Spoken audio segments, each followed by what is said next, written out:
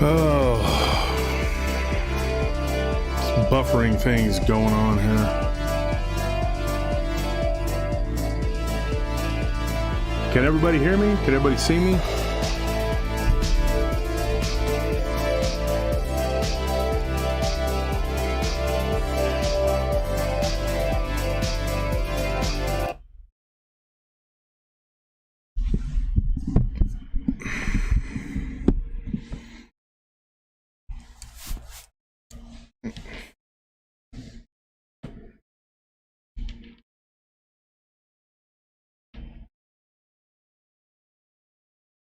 Chat room's filling up.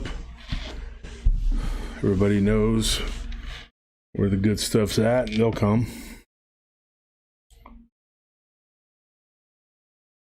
There's nothing on the screen here. I had the microphone where it needed to be. It can hear me from yeah. Good.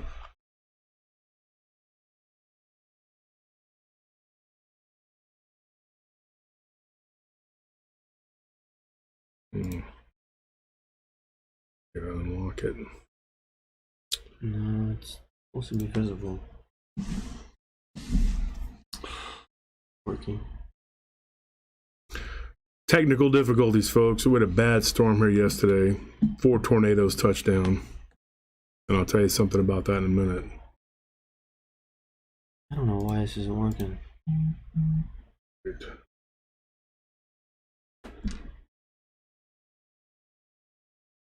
This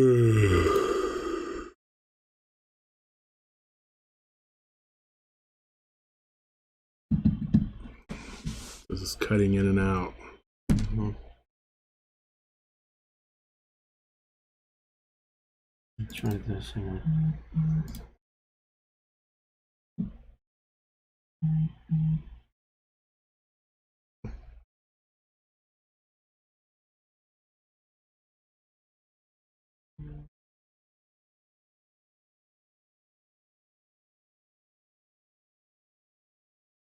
We have a guest that's going to come on and talk about her Oh, you know what?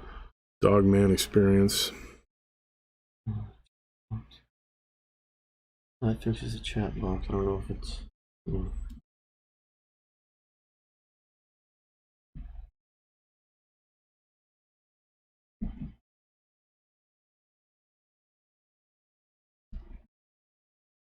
It's not showing the count on the bottom either.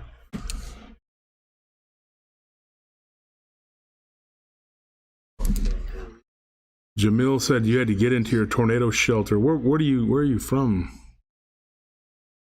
A glitch in the matrix. Actually, that's funny because when this show ends tonight, that's what I'm going to be doing, is recording an episode, and we haven't decided what it's going to be called yet, but it's going to be for Friday, and it's going to be glitches in the matrix or the space-time continuum, and there's a lot of them. Those are probably the most abundant stories I get, that and ghosts and Dogman, of course, because that's my wheelhouse. But that I get a lot of those, a lot of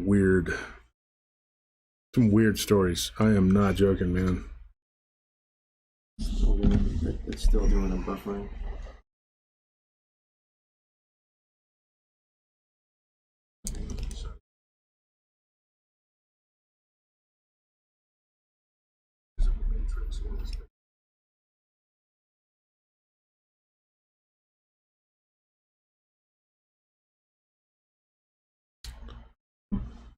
I don't know. This thing is not working good.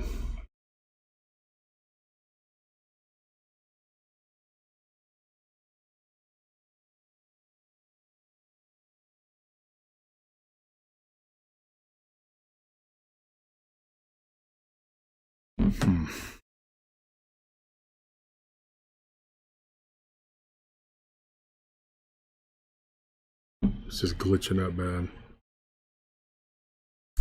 Oh, I mean, we can always restart it again. We got 100 people in the chat. We got to restart it again. I mean, they can hear you just fine. It's just the video that's going to be messed up. Yeah.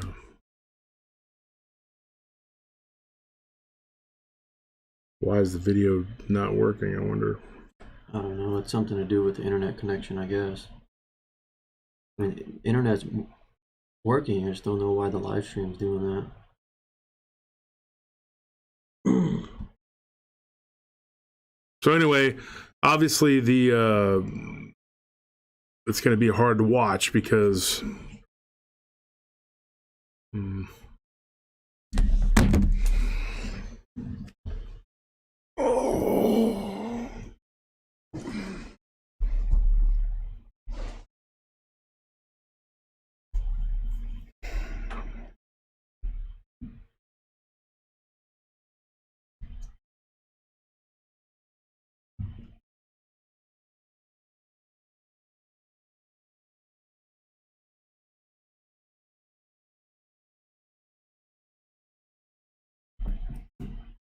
Hang on.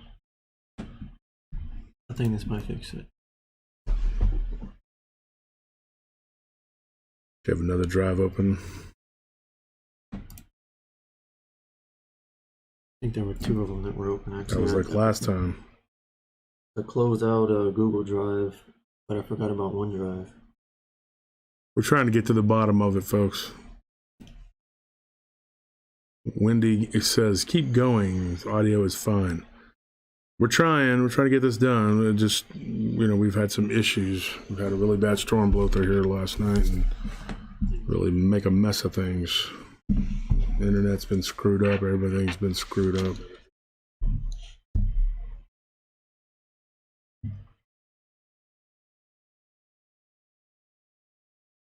Yeah, I think it's fixed now. Okay, I think we got it fixed now, hopefully. Freaking gremlins. So let me read off the Patreon here. Let's get that done. Yeah. Oh, that's not even gonna let me do it.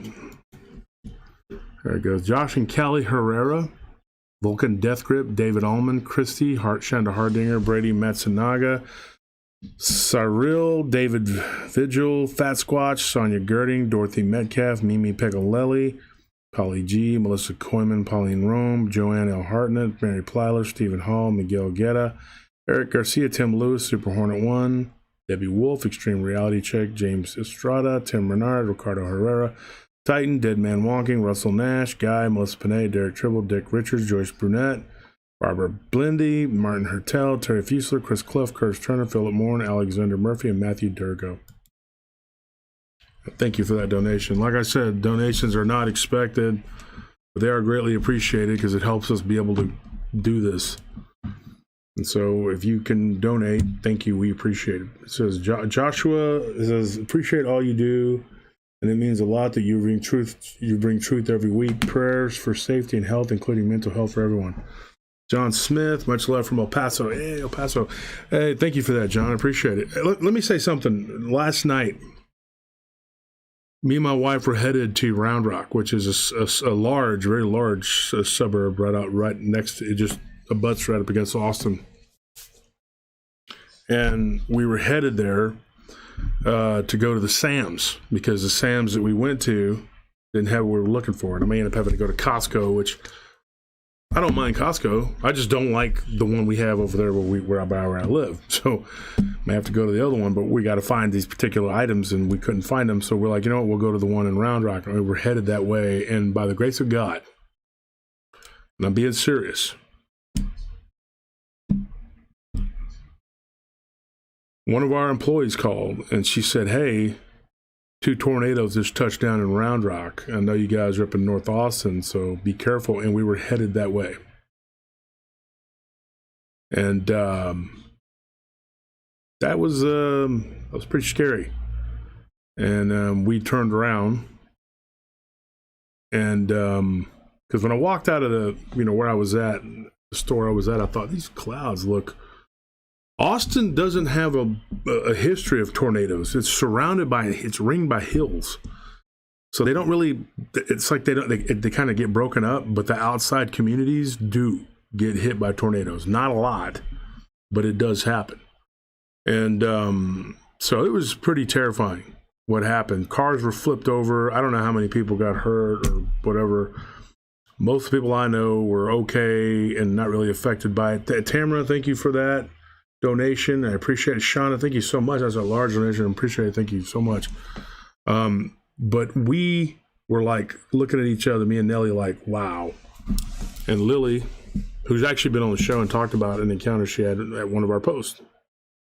Thank God that she told us that, because we were headed that way.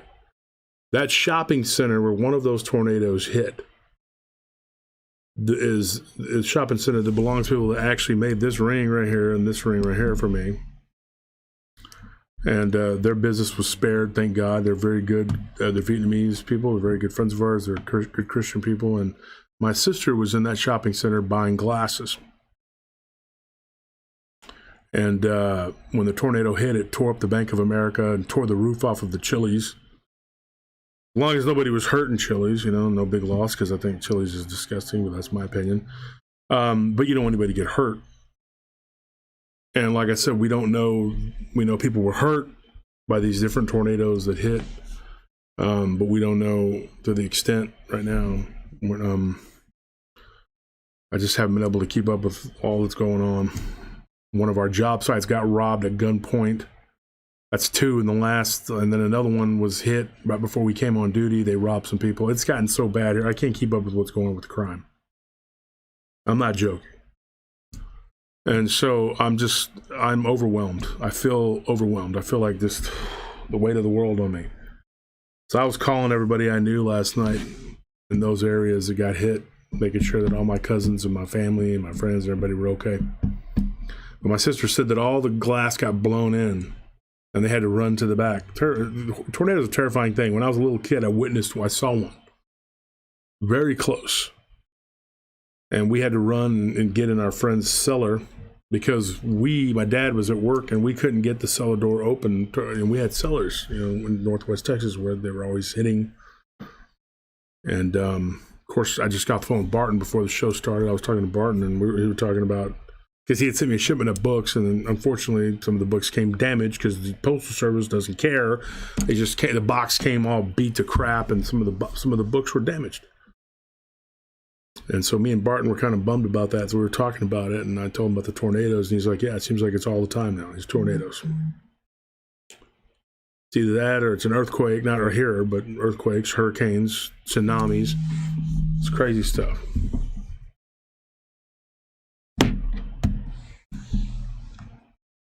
So it's just like one thing after another, man.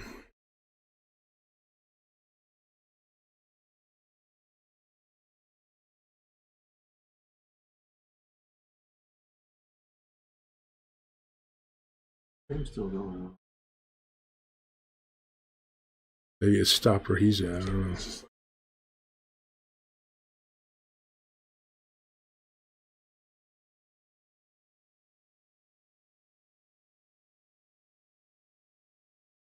There's still 137 people in the chat. I don't know why it says 52. It says there's only 52 people in the chat. Maybe it did stop for them. I don't know. I went black for 1 second, but kept going and find them.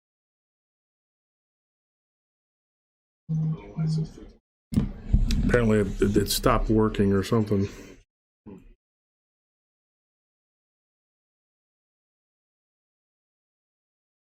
I don't think that one's on our end. I think that's YouTube right there.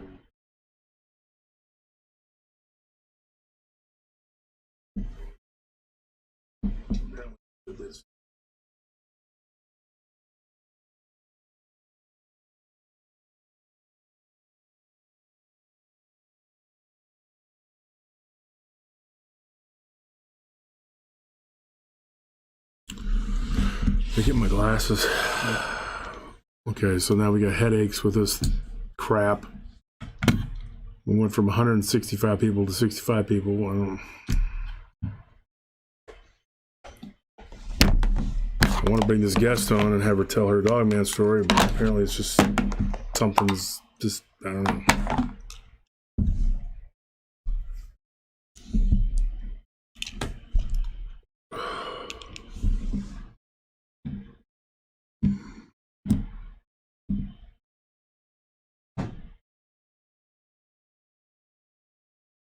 Yeah, I think this is YouTube. This isn't us. I don't know. We've done everything we're supposed to do. Doesn't make it better, but I'm sorry.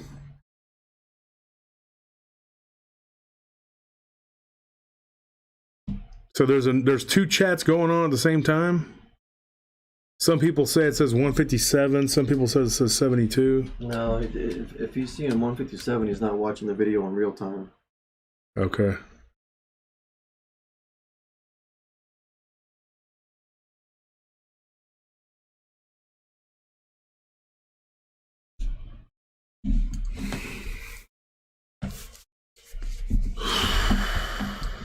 So, anyways, I was talking to someone about all the high strangeness that goes on in this world, and they were asking me what I do for a living. I said, well, I do a few things. I have actually 3 different companies, 3 businesses, but I guess this is my 4th.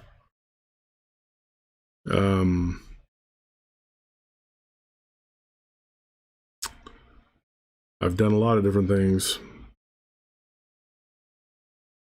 And security is my main business, and then I have a business where we started a company where we can flip houses, and then we have the show. And I told them about the show, and they said, well, what's it like doing that? And I said, well, it's very entertaining, it's interesting, but it's also very odd. One day I'm getting a story of someone being chased in the forest by a UFO, and the next day I have somebody talking about a shadow walking down their hallway. It's weird. It's very weird. But I wouldn't give it up. I mean, I love what I do, unless I just absolutely have to, change directions. I don't know. People are saying they're having to stop. They're having to get out and then reopen to get it to work. I don't know if that's going on with you guys.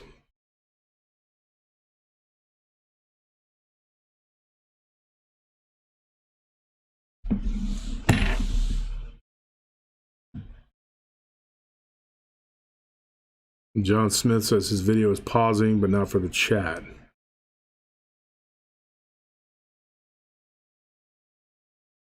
Yeah, guys, make sure you close out the earlier stream and then hop back in. Hey, Starscream. You need to have Starscream come on the show too and talk about what weird stuff's going on with him. We've had a lot of the other guys come on. Him and Squid need to do their... Put some of these in the fridge, please.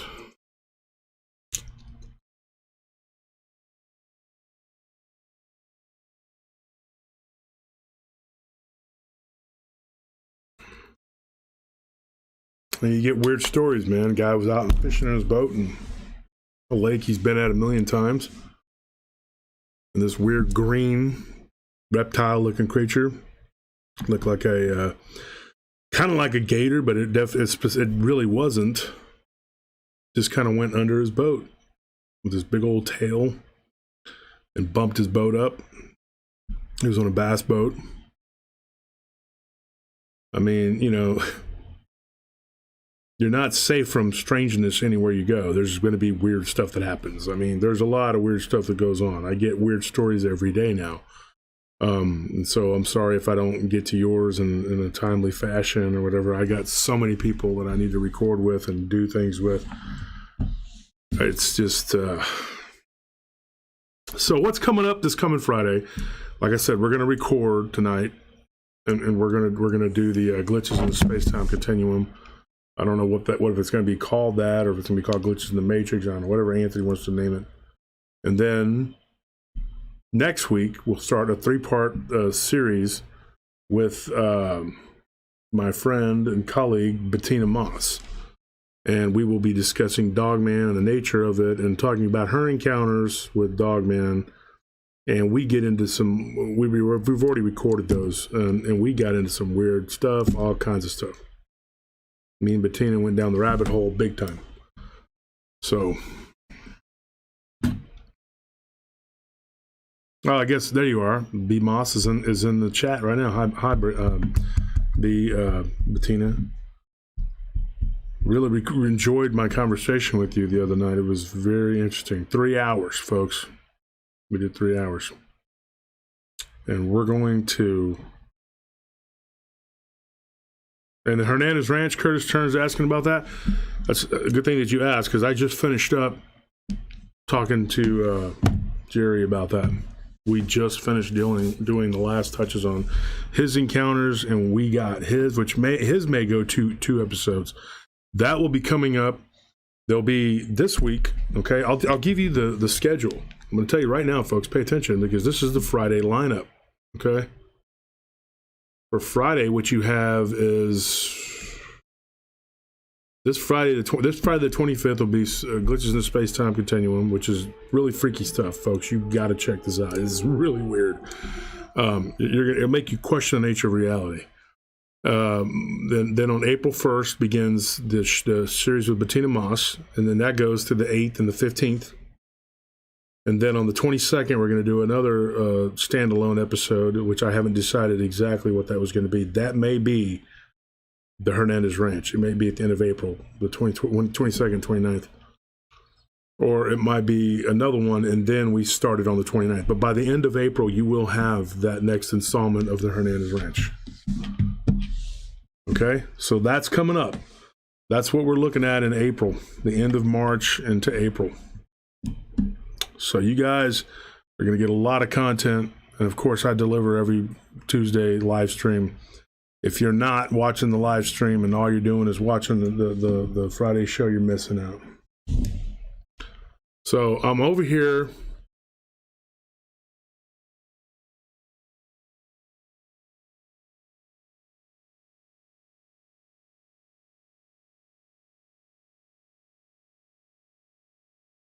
I'm about to make this phone call. And I want to get this person on and get it started, okay?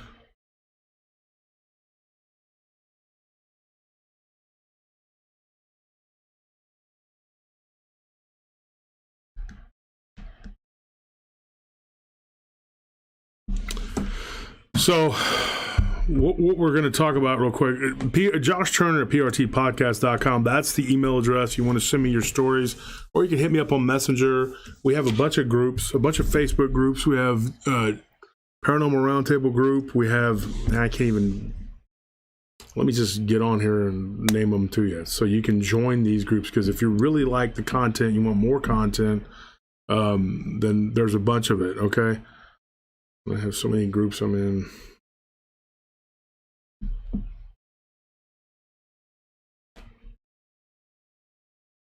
Paranormal Round Table is the main group, okay?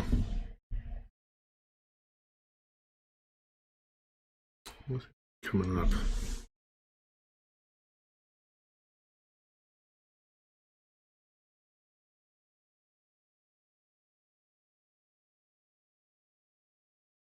There they are. So we got Paranormal Round Table. Then we got North American Dogman Project, Region 2. I'm an admin in that. Dogman Werewolf Discussion. That's with Phil Stern and Della Carter. Paranormal Lounge, which is Nellie's group. Paranormal Trucker, which is John King's group. Paranormal Encounters, which is Tony Mushu's group. Wolf Turner fan page. That's Curtis Turner and Phil Stern. Quad Coalition of Sciences, which is Nick Valente, D.A. Roberts. Paranormal Roundtable Prayer Group, which is Nellie and can't remember who all else is in admins in that. I think Anna Chode is and then Ryan's is Whisper to a Scream with Ryan Tremblay. And I am an admin in all those groups. So please join those groups and become a part of those. I had to tell you something, Vault. I just heard that Vault's aunt passed away. My condolences to you, Vault. My Uncle Frank passed away yesterday. He was a Vietnam vet. He was a great guy, one of my favorite uncles. And it's a shame. But yeah, he passed away yesterday. Not even a year after my mom passed away. I lost my mom last May, and now my Uncle Frank is gone.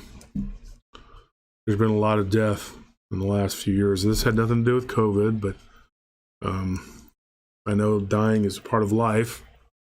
Doesn't make it any easier. Just knowing that it's a natural thing, it still sucks.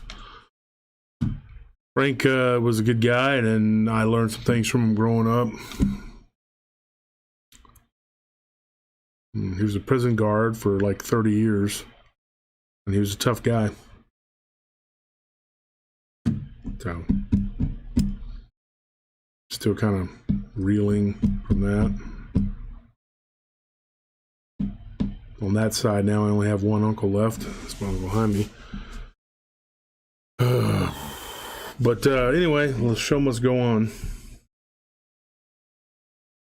I'm going to give you a little sneak peek preview, speaking of Vietnam, of what we're going to be dealing with the glitches in the space-time continuum. There's a story I was given. It'll be on the show, too, for the Friday show. This guy was in Vietnam, and I got in touch with him through one of his nephews and said, hey, my uncle was in Vietnam, and he's got a crazy story. They were on a patrol, and they ran into VC, the Viet Cong, and they began to trade fire with them. In the middle of this firefight, there were 5 guys with him. He goes, there's probably like 12, hard to say how many, but at least 12 different, places we were getting shot at. So there was 5 guys, and there was 6 counting him. And so he estimated they were outnumbered 2-1. And they ran into a VC patrol, and they exchanged fire. And in the middle of the firefight, it stopped. He could see straight ahead, but he couldn't move his eyes side to side, and he couldn't hear anything. And he could see the bullets, even the tracers, the bullets, everything were just kind of like sitting there. He could see them, like he could kind of look. He could see them in the peripheral, And then all of a sudden, after what seemed like several minutes, it started back up. And then everybody was kind of like, whoa. And then they gradually stopped firing, and then the other side stopped firing, and then they heard a bunch of people talking in Vietnamese, and then they ran. They took off back into the jungle, and they went back the way they came. It was like, I guess whatever happened to the other side too, and it really freaked them all out. And one of the guys they're with was a South Vietnamese, and he could translate the Vietnamese language, and he said they were talking about what just happened, and it freaked them out, and they fled. They thought it was some kind of weapon, maybe that the Americans were using. They thought it was some kind of weapon that they were using. As weird as that sounds, I get a bunch of stories, not like that, just like that one, but a lot of stories in that vein. And I have collected a bunch of them. And I was waiting on a couple different people to get back with me. One did. The other one, I couldn't find him. He was from the UK. That's all I remember. I think his name was David. I'm not 100%. But anyway, yeah, so that was some weird stuff. But yeah, right now what I'm going to do, and that's a preview, what we're going to talk about with that kind of freaky stuff there. What I'm going to do right now, though, is go to Messenger, and I'm going to get in touch with this individual. I'm going to call them.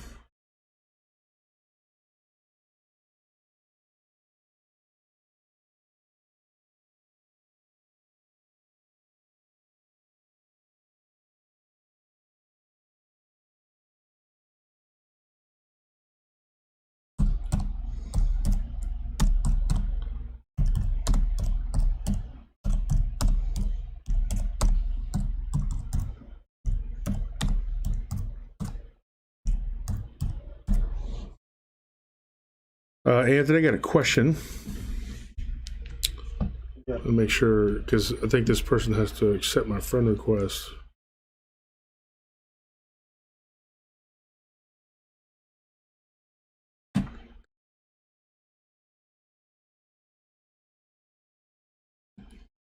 There it is. I just hit call.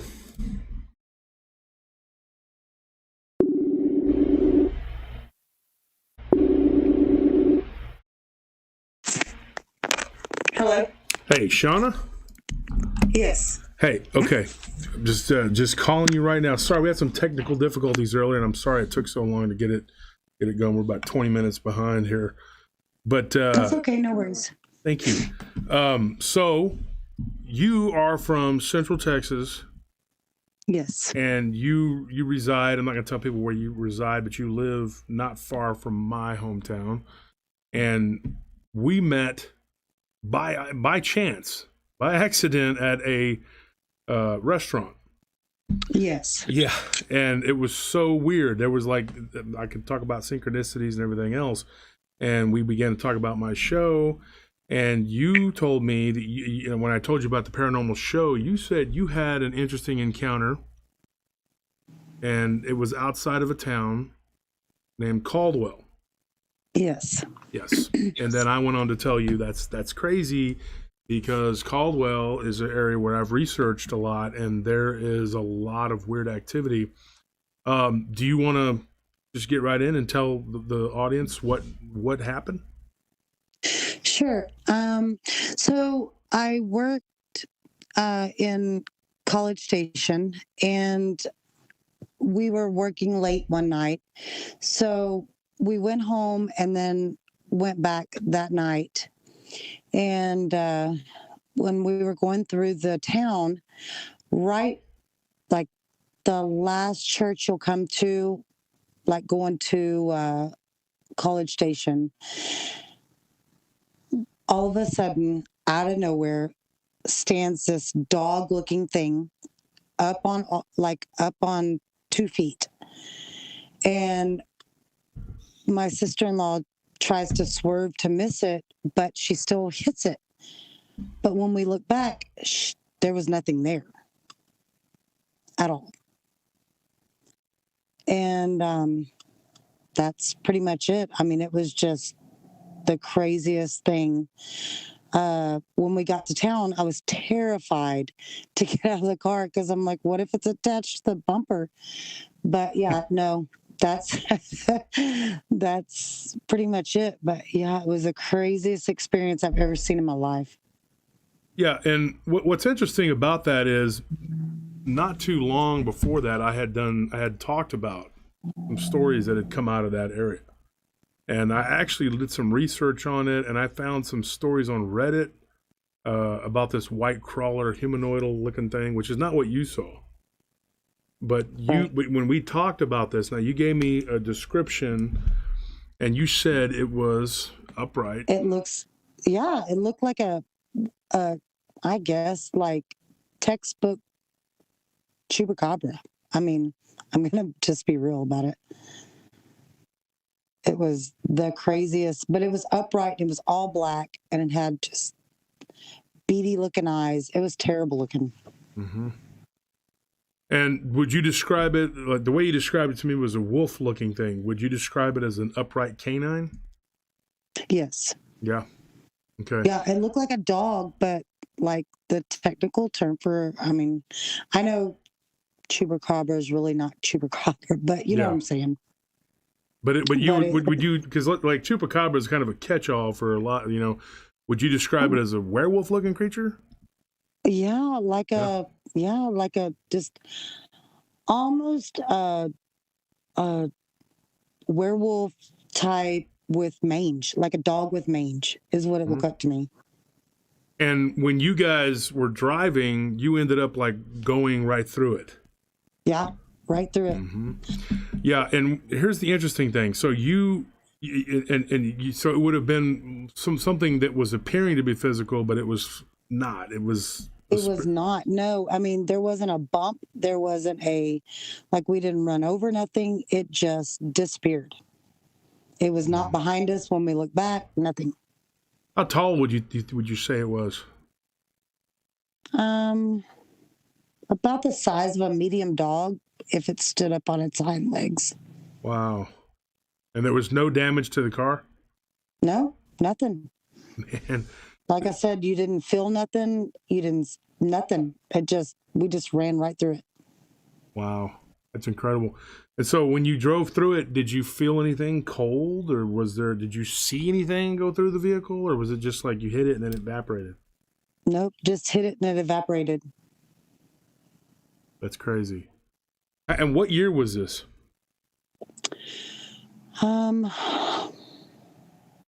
I would say maybe, I don't know, 2007, 16, maybe 16. Yeah. So and how late at night? About 3 o'clock in the morning. Well, there you go, folks. 3 o'clock in the morning, the witching hour. That tends to be a very common time that people see these things. Now, switching gears here for a minute, when we started talking, you told me that you lived in a house that's outside of Elgin, and Elgin is not far from. It's kind of in between Taylor, and my hometown with Taylor. You know, it's like I don't know, what is it, 12 miles or something from there, 15 miles, something like that. Yeah, and then from Elgin, I don't know, what is it, like 10, 15 miles to Manor, and then from there maybe 10 miles to Austin. It's not very far. Those towns are all they're close by, and they all have their own weird, interesting things. But you lived in a house there. I did. Yeah, and you want to tell us about that? Yeah, it was, that was a trip. Yeah, so my ex-boyfriend, he would sit in the hallway, like in the living room, and look down the hallway, and the door to the master bedroom would open and close by itself. Just open and close, open and close. And I was reading a book one night in bed, and all of a sudden a candle holder comes flying off the wall, and the hook that it was on was still like it was hooked, like it wasn't broken or anything. And so I put it back on, and my daughter had come out, and she was kind of freaked out because there was a loud noise, and it flew into my bed the first time. And then the second time, it just kind of flew into the floor when it went off again, like went off the hook again into the floor. But the craziest thing was it was still hooked every time, like the hook was. Like it had to been lifted off the hook to go onto the floor. And I just said, "Stop, you're scaring her." And it never did it again. I lived there another 5 years, and it never did it again. But my father worked for a trucking company, and he was running late at night one night. And I always go to bed about 9:30, 10 o'clock. And he's driving through, and he called me the next day, and he said, "So what were you doing up so late?" And I said, "Well, I wasn't." And he said, "Well, I went through about 12 o'clock, and your lights were on, TV was on. Somebody was walking through the house." I said, "We didn't hear nothing. I don't know." When I woke up the next morning, it was like we left it when we went to bed. So I don't know. But the craziest thing was when we first moved in, my daughter was about 3 months old, and it was me and my ex-husband, and we're outside doing yard work, and I have a monitor, and I don't know if it was a monitor, if it was paranormal, not sure, but she started crying, and I was like, "Well, I'll give her just a minute." And all of a sudden, her mobile turns on. Well, in 98, you had to wind the mobile. I don't know what they are now. But so about 5 seconds after that, I hear an elderly lady singing "Hush, Little Baby, Don't Say a Word," the little lullaby. And I look at my ex-husband, and he looks at me, and we go towards the house. Well, we hit about the hallway, and the singing stopped, but the mobile didn't. It was still going when we got in the house. But other than that, oh, and one other time, my stepmother was going through my house after I'd moved out, and she turned off all the lights, or I guess she turned off. She said she did. So my sister-in-law drives through and she goes, "Why are Tanya's lights on at her house?" Or Sonia's, anyways, lights on at the house. And she said they were off. She didn't know why. So she drove up there and she could see all the lights were on at the house. And when she got over towards the front door, all the lights were out. Wow. So that's pretty much, besides banging and stuff that we couldn't find dropping on the floor, that's about it. That is weird. Never had anything like eat your food or take your water or anything like that? No, Nothing? nothing like that, but it was crazy. I had somebody tell me a story close to where you lived, and they told me about a house they lived in, and it was really bizarre. Where something had literally it would drink and eat their food. I mean, Wow, they that's turn cool. around and it'd be gone. And I'm talking. It's not far from where you live. I hope it's not the same place. I don't think it is, but it, you know. Anyway, this was more near Rice's Crossing, this place that they were talking about, and so that wouldn't have been. But it's not far. Well, Yeah. I'm wondering if something's not attached to me, because where I live now is not anywhere near where I used to live. And my daughter brought her dog to my house and it stayed the night. And I have a video of the dog having a fit at something, and there was nothing there. Well, the dogs and Growling. cats can kind of alert you about when something's going on. Mm-hmm. Yeah. Yep. But other than that, that's about it for my experiences.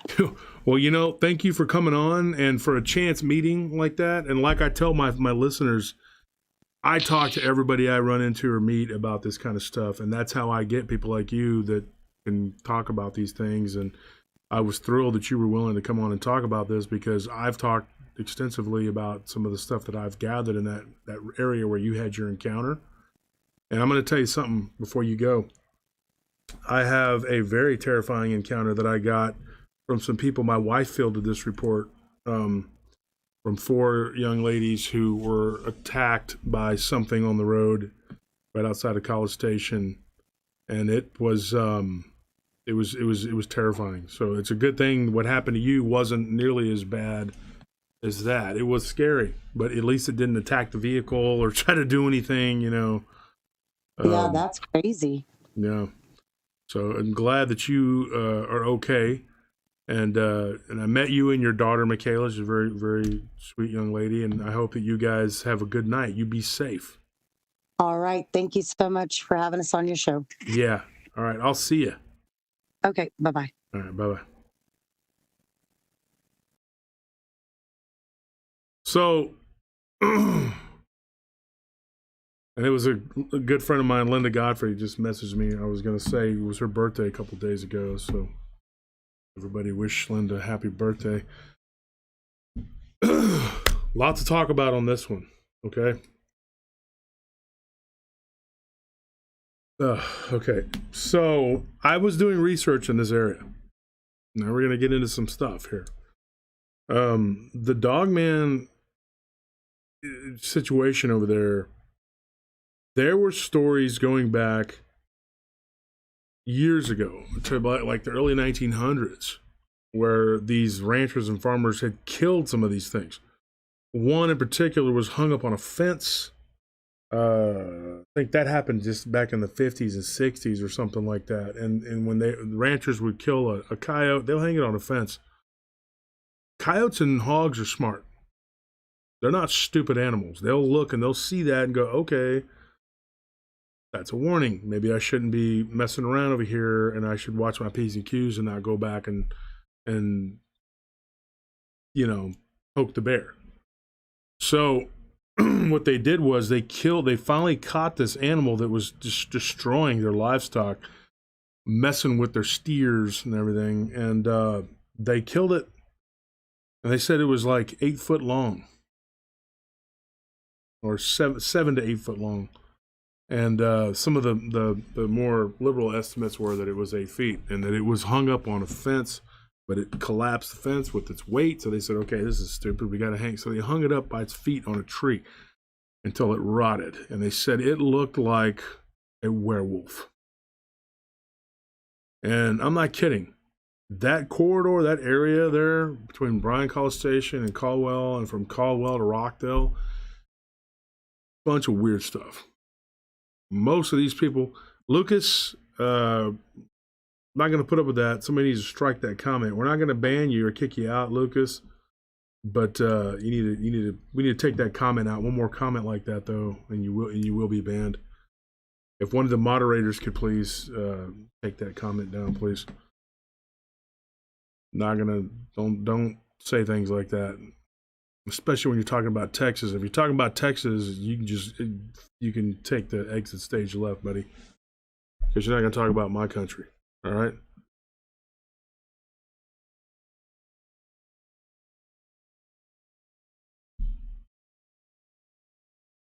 Somebody want to take that comment down, or is it going to stay up there? I got 3-4 moderators in the group here.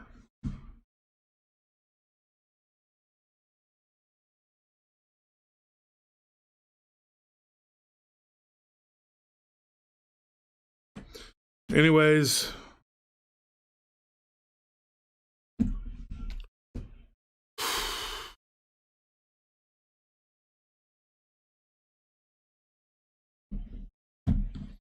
okay, guys, thank you.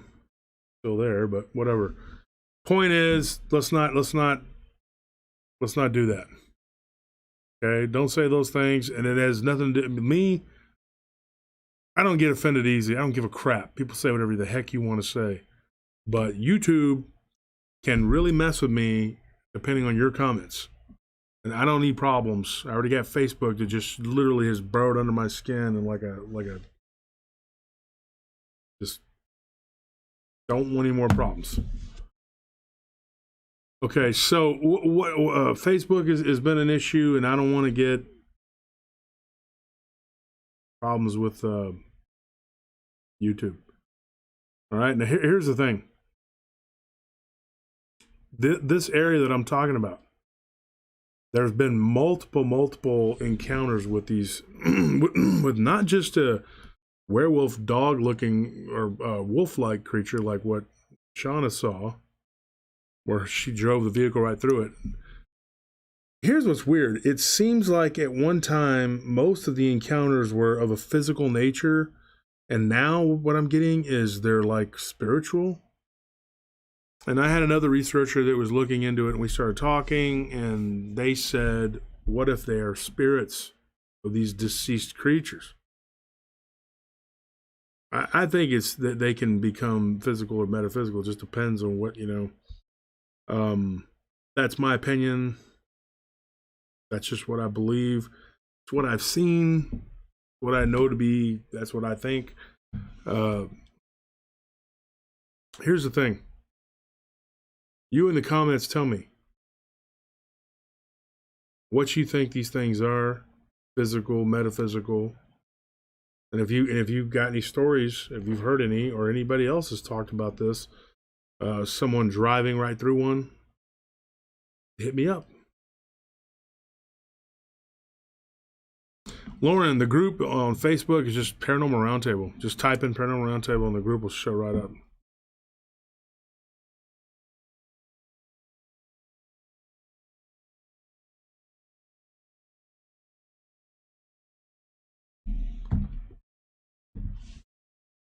So,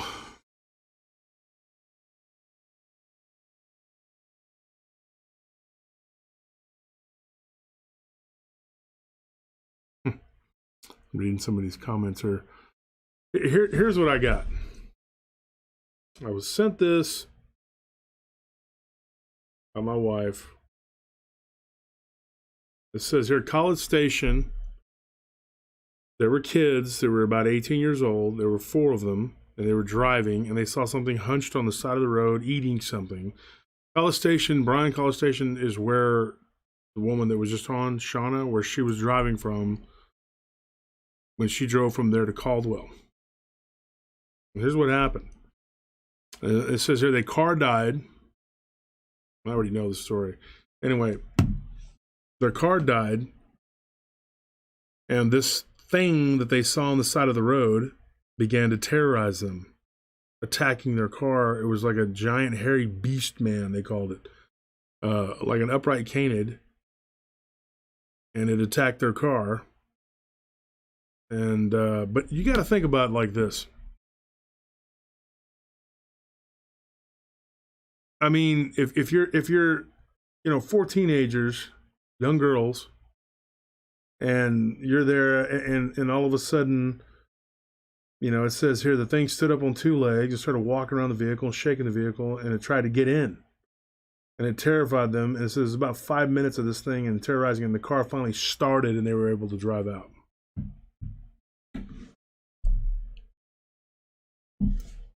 That story echoes a story I heard on the road from San Antonio to Kerrville. Maybe it was Bandera. And it was a couple and one of their friends, and same thing happened. They're driving along, they see this creature hunched over, it looks up, and then it decides that it wants to mess with their vehicle, and what happens? Their vehicle breaks down. Why? If this thing is just a completely physical creature, that's all it is, then what are the odds that this thing is just going to, the vehicle is just going to stop working? What I mean is like the vehicle stops working, not mechanically, but electrically. The battery goes dead. And then these things attack them or mess with them. And then the vehicle starts back up again. What is that? What causes that? I got a story out of Beaumont recently. More again with the Black Panthers. There was this guy, he was heading to Louisiana, and he was in Beaumont. He was on the road, and he pulled over because his tire gauges were showing that all of his tires were going flat. And he's like, what the heck is going on? So he stops, he pulls over. Next thing you know, his lights, everything just everything goes out. He looks at his tires. There's nothing wrong with his tires. This thing comes up out of a ditch. I'm probably going to talk about this eventually again once I do another story about these Black Panthers, because I've been getting some stories out, especially in East Texas. And it looks like a panther, like a black panther, just upright. Not a canid, but like how an upright canid would be, but like a feline. Black Panther, the ears, the hair, the head, everything. He's just like, dude, what in the heck am I looking at? First thing he thought almost looked like a dog, but then he saw the head a lot more closely, and he said it looked like a Black Panther.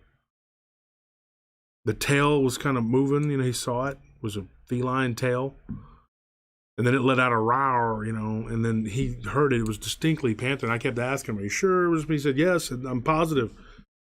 Then he crawls into the freaking car, gets back into his car. And this thing runs up and goes up to the hood and then goes around to the side.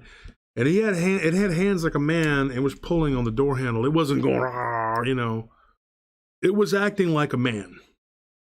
Like a human, but 7.5 foot tall feline. And then he said paw hit the glass. He thought, this thing is about to bust through my windshield and just going to pull me out of this vehicle. So I won't say his name, but he got obviously very upset. And he said, yeah, I had a pistol. And it was right there. And he goes, and I was fumbling for it, and I started to grab it. He goes, and this thing communicated with me. He's like, not like with words, he said, but it was like something in my mind told me, don't dare pull that pistol and try to use it because it's not going to work. And then he just started messing with it and just, please God, please God, please God, please God. And finally, vehicle started up. And at that point, the back windshield, when he was starting to drive off, boom, it hit it. Cracked it, completely messed it up.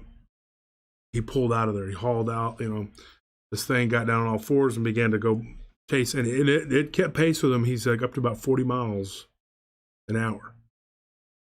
And then he lost it. So you tell me.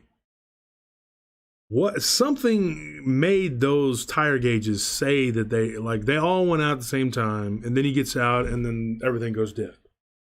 Then this creature emerges from the ditch down, and then comes out.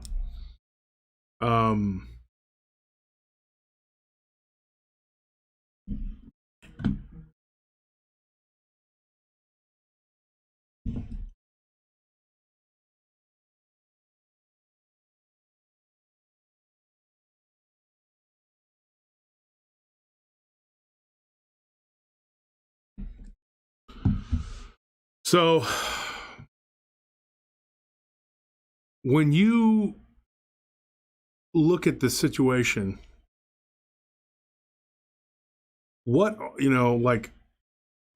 going to cause these people's vehicles to go dead? The kids that gave the story to my wife, or that would happen when they were kids. The vehicle goes dead and this thing starts to attack their vehicle. This dude, I got another one, was in New Mexico. I think it was in Taos. I think that's where they said it was from. And they were going through there, and right outside the town, this tall, skinny, pale-looking, coyote-looking thing comes running alongside them. Really long legs, it said.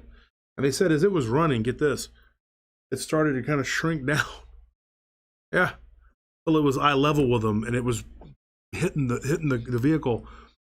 It wasn't ramming it. I asked them all, they said no, it's just with its arm was slapping it, but it was making the vehicle go up on two wheels. And they kept thinking, we're about to flip, we're about to die. This thing's going to kill and eat us. They said it was pale, especially from the lower body, and the upper body was kind of like coyote looking, that's all they could describe, was like a coyote. But then the arms were more elongated, and then it became more and more like a coyote, like it was morphing. And it was keeping pace with him at 60 miles an hour. And they said, I don't know how, but our vehicle should have flipped. It came off at one point, just kind of went up and down. And they're like, this is crazy. And then it just veered off. Ryan Edwards says the Wampus cat is a creature from Cherokee mythology, and it is described as a bipedal woman-like black feline. I mean, it's just these are crazy stories. I don't mean crazy like as in these people are local, What I'm talking about is these are crazy stories, and that you get these stories. And if you're me, you get a lot of weird stories, and Brooks is moving to Ruidoso. Okay, I can tell you a lot of stuff about that. They have the knot deer there. They have a giant lizard-like creature near Bear Camp, whatever it's called up there. Be careful for that. And got a couple stories of skinwalkers in that area because of the Mescalero Reservation. So good luck. All I know is there's some really weird, they call it the land of enchantment in New Mexico, and it is pretty enchanted. I've seen some I had a buddy of mine that was going through Gallup. We were talking just recently, talking about, I was driving through Gallup. He had a job driving a truck at one point, and he saw this weird looking hunchback goblin looking thing go across the road. So I asked him, I said, how long were you awake? He goes, I was hitting it, He's like, but it was there. It wasn't no hallucination.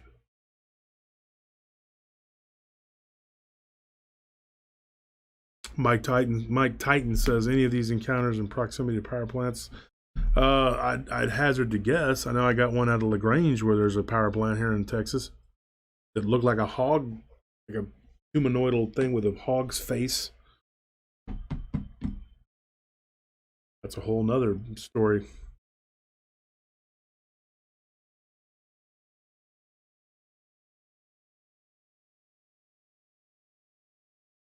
Well, Rebecca says, and Because she was born and raised in Taos. Do you know of any weird stories out of there? She's like, I've been hearing around town that people are seeing Dogman looking things. Do you have those stories? Because if you do, I'd like you to come on and tell us about them. You could tell us. Now, if you think back to the Hernandez Ranch story with Jerry, which who we're going to talk about his story, you know, coming up in April. He talked about his daughter saying this thing with such tall ears it looked like a wily coyote. Well, that's the image that I got, but she said it was like a bunny rabbit, which, you know, there's a lot of jackrabbits here.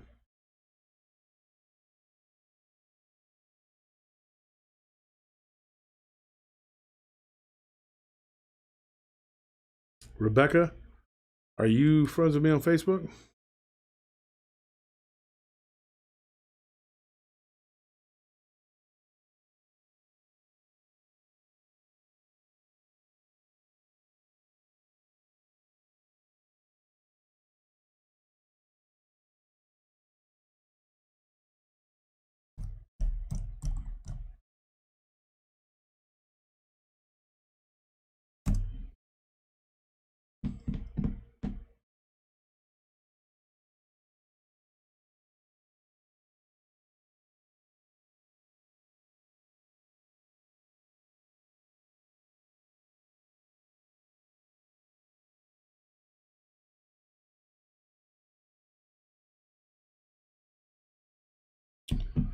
Because if you are, you want to come on and elaborate, because that story out of Taos was pretty crazy. I didn't get that one very long ago. These people were driving through there, saw this weird looking thing running alongside their vehicle. The fact that Shauna had her encounter with this thing, it went through the vehicle, went through it. That would lend credence to it being some sort of a spirit, a spiritual creature. But the things that these things do, they make you think, like, one minute you think, okay, we got it figured out. It is some sort of like physical creature. Then the next thing you know, it's not. It's some sort of spirit, you know? And we can't never really, it's hard. We can't wrap our minds around. We can't put our fingers on what we're dealing with here.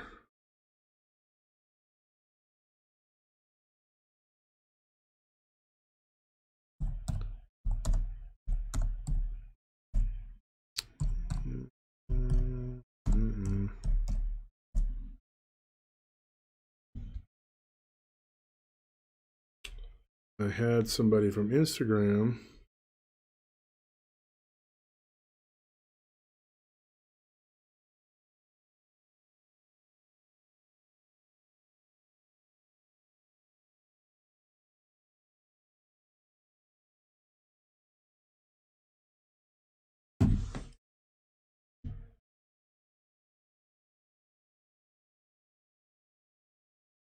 But anyways, some of the stories that if you got stories about this stuff, folks, hit me up and I can try to get you in. Maybe we can talk and we can kick off the show with a story that you can tell, and we'll go into some other stories that I've gotten, because I get a bunch. I get a lot of stories about a lot of weird stuff. Trust me. Ryan Edwards asks, could there be a correlation to the paranormal dogman phenomena and the black shuck phenomena of the UK? I think the black shuck is more like the cadejo, which is like a similar type creature. Look here.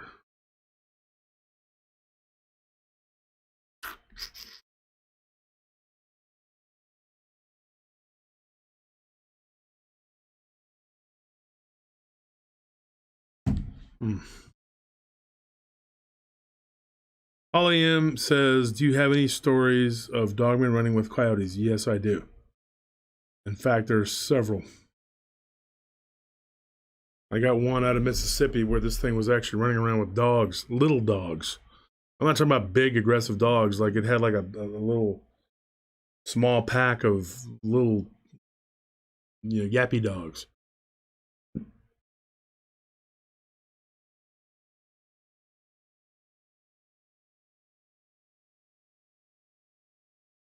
Sheila Loya, John Kill, yeah. When you got it figured out and it changes its shape, its MO, throw some crazy wrench in your hypothesis. Sheila, did you get your merch?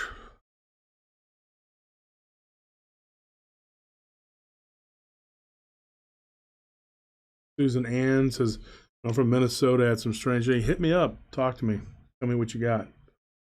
I get lots of stories, but I can never have too many stories. I like to be able to just sit here and crank them out. So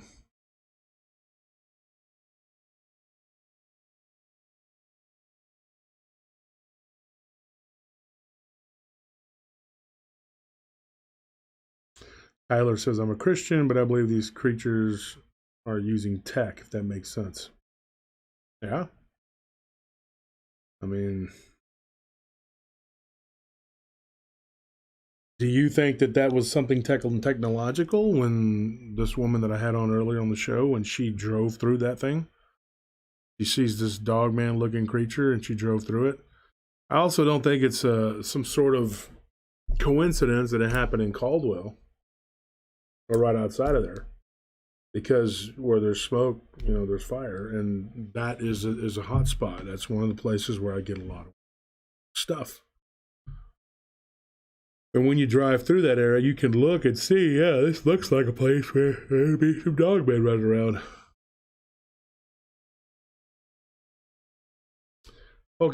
Says Pokemon Outlaw, Josh, why is it they can't be hurt by bullets? You tell me. It says, I just moved to Midland. That Midland, Odessa area, you get a lot of weird stories about the hyena types. I've gotten stories out of there with the guys from the oil fields. That whole Permian Basin is just weird.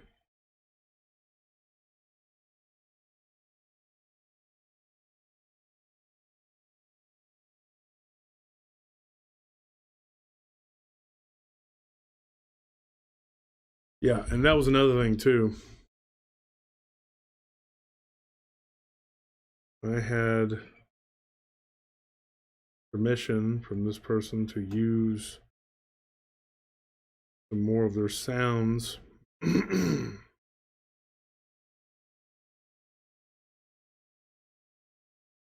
think this is it right here.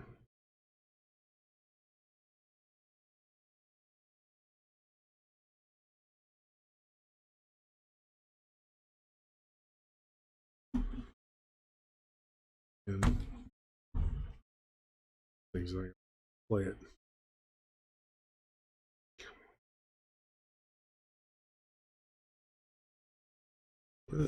Technical issues all big time here.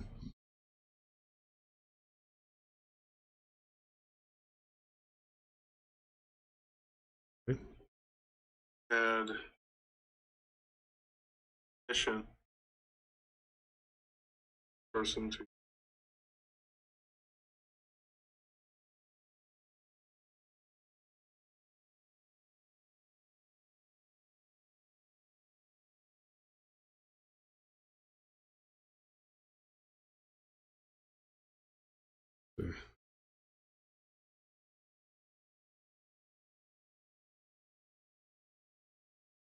trying to see if I can get this thing to play the sound. Wedge Antilles says, "What exactly is a knot deer?" Does anyone in the audience know what that is? You can tell him.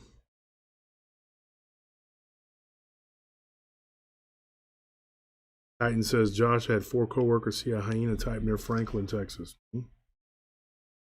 Yep, they're out there. People think it's a joke until they see one.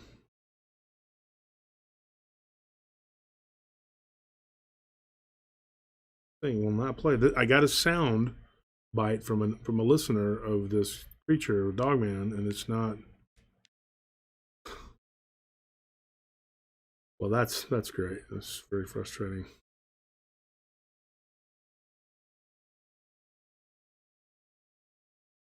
I want to play.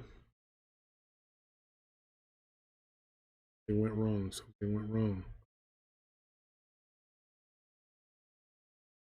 Let's see if I can get this person to resend this sound clip.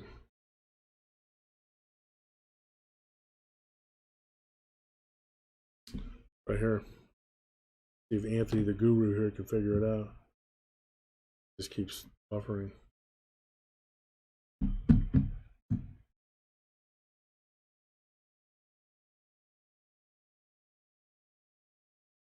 Yeah, these things are not deer.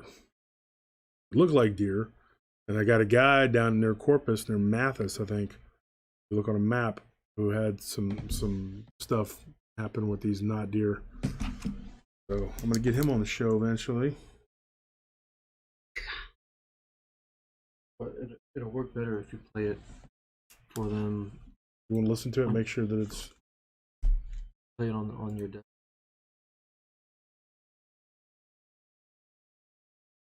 Is that it? Let's see if we can get it to play, folks. My God. Turn it up.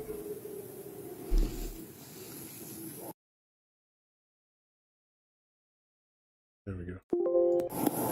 Good.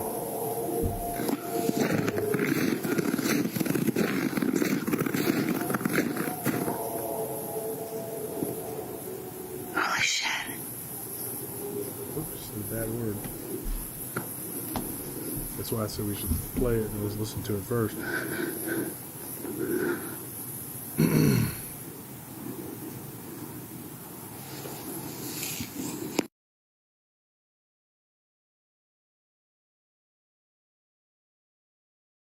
So I'm not going to play that because I can't have bad words on the thing.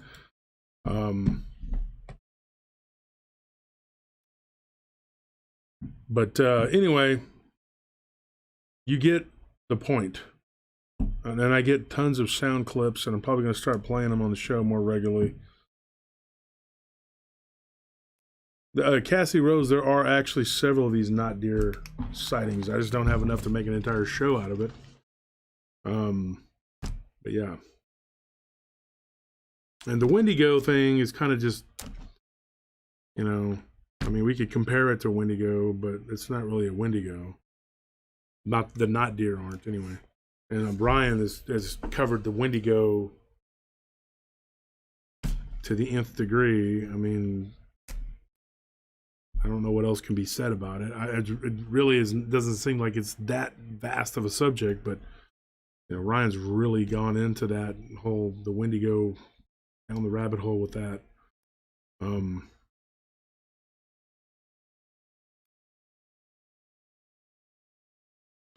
It says you've heard them to be cannibalistic. Wolf says it's a deformed monstrosity of a deer. It's not quite real deer. It's off. I've heard them to be cannibalistic, as in they eat other deer, because that would be a cannibal, or they eat people, which are they deer or people? You know, Curtis, thank you for that donation. I appreciate that. So same thing happened last week. Technical issues, and you felt something touch you. It was a couple weeks ago. That was when I was on the phone with Tony Merkel. Maybe a ghost attachment is feeding off the energy in the studio. But anyway, thank you for the donation. Like I said, folks, donations are not expected, but they dang sure are appreciated. Bless you, Anthony.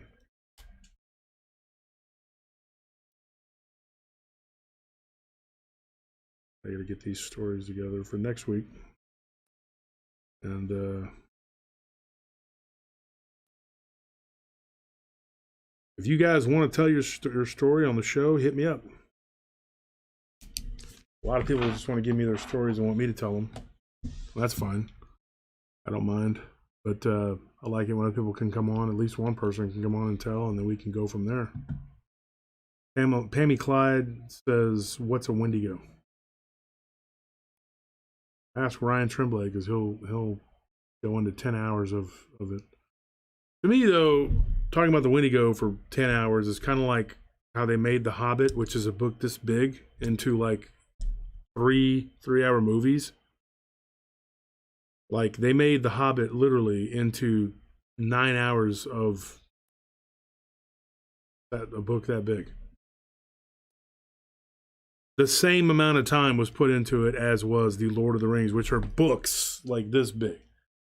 Okay? I mean, it's like that. The Lord of the Rings really didn't it needed more than 9 hours. If you can do The Hobbit for 9 hours, which I thought was kind of ridiculous, then you can do The Lord of the Rings for 200 hours. We should have had a series just about all that. It should have just been one long series like Game of Thrones, but it should have been The Lord of the Rings. LOTR. The T Cutler, thank you for that donation. The T Cutler for $5. I appreciate that. Thank you very much. I just think the Wendigo is like, okay, how much can you really do? I don't know. I thought we had covered it, me and him, but then he did some more stuff on it. So if you're interested, go to, I think it's called Monster Radio. I think that's his channel now, and you can hear him talk about the Wendigo. I'm pretty sure him and Ashley did it or whatever.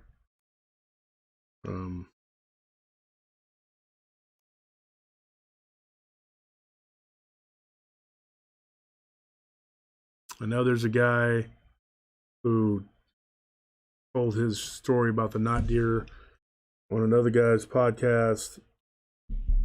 And I'm not going to give him any press because I don't like that particular person's podcast. I don't like that particular person. But yeah, he told his story on that particular podcast.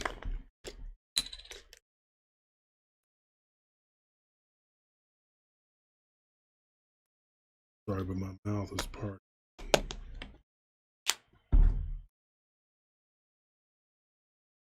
Rethinking says he saw it with his own eyes. What do you mean you saw it with your own eyes? What does that mean? Do I do ghost stories? Absolutely. We got a ton of them.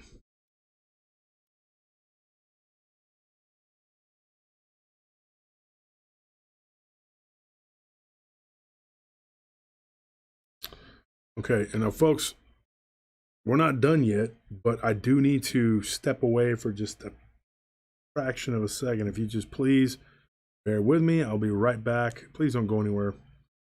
When I get back, we'll continue with everything. Okay, just give me 1 second.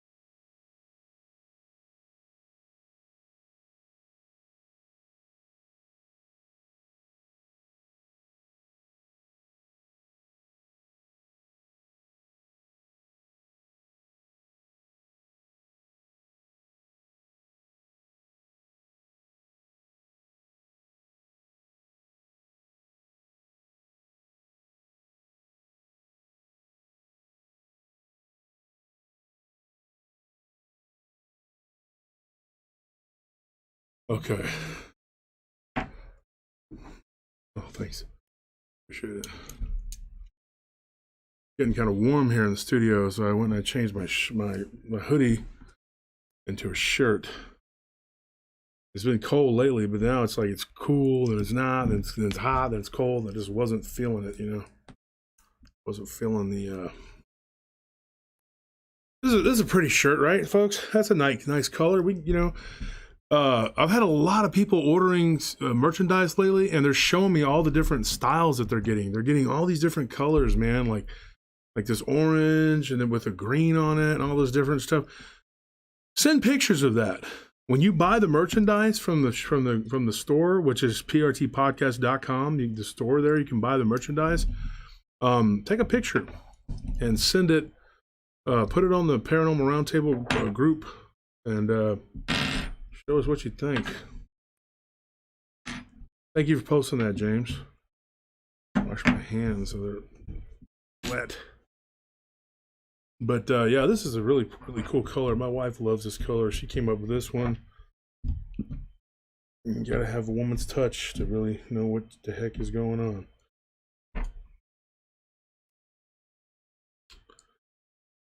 But she seems to be a little more creative than me.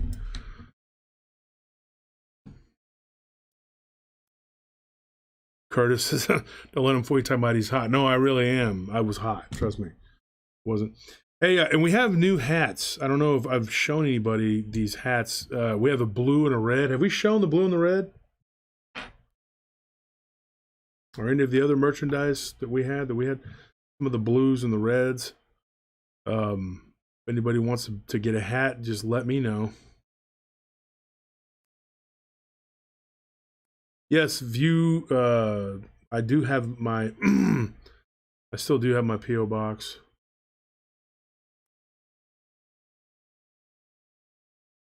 I don't know if I can get you, Cassidy, hit me up. I can get you a small shirt.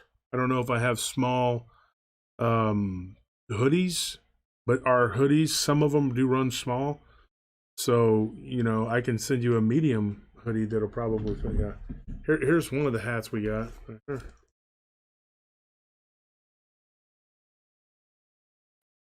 It's really tight on me right there. Let me loosen it up a bit.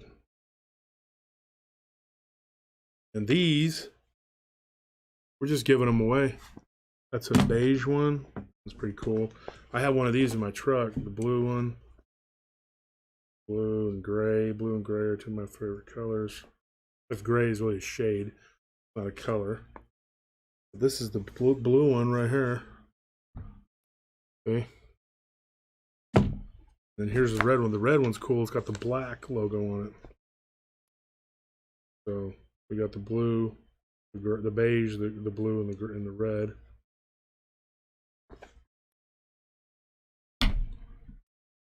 So those are three of the colors we got. We still have some of the camo, not as many as we had. We gave away a bunch of them. The cryptid figurines, I'll tell you what's going on. Charlie is in the middle of finishing up the ones to send to Lauren Coleman. Charlie kind of went off on his own and started making figures for every buddy and their dog. No offense to these people, because I mean I don't have any problem with anybody, you know, except for a couple people. But he started making figures for people. I don't know these people. I don't know who they are. I don't care. No offense to them, but I mean he was talking about, oh, this is the greatest podcaster in the world. Okay, I don't know who this guy is. I have no idea, and you know, I feel like it waters down the brand when you make too many things of something. And so I just kind of was like, I kind of took a step back and said, okay. And me and my partners who were going to do this, we all kind of took a step back because he was doing that. And that's fine if that's what you want to do, but it's kind of short-sighted in my opinion. And I like Charlie, I have nothing against Charlie. But I just think that it would have been like, says here, Corley Cantor says, I've got a few taxi stories to tell still. I can take a 30-minute break right now if you want to call me. Sure. I'll call you. But I just kind of felt like, and so what we wanted to do to create this line, we were still about $28,000 short. Amazingly, I had actually managed to accumulate, at least not they didn't give me the money, but they had committed to $48,000, and we're still about 22,000 short to get it started, which isn't bad. But I personally couldn't cover it with anymore with my money because I have a lot of things to pay for and take care of, and I just couldn't do it. And right around that time, Charlie started making all kinds of figures that I can't even keep up with that have nothing to do with me. Kind of used my name and my show as a platform for him to launch his Paranormal and Plastic, whatever. And I'm not complaining about it. I mean, I don't have a problem with the guy. He's trying to capitalize and make money. Go ahead, dude. I mean, I'm just not interested in that stuff that he's doing. I mean, I want to get this done with Lauren Coleman, and then that's probably going to be it for me. So, once Lauren Coleman gets the figures for his museum, I think mine is done now, and Linda Godfrey's, and then that's it.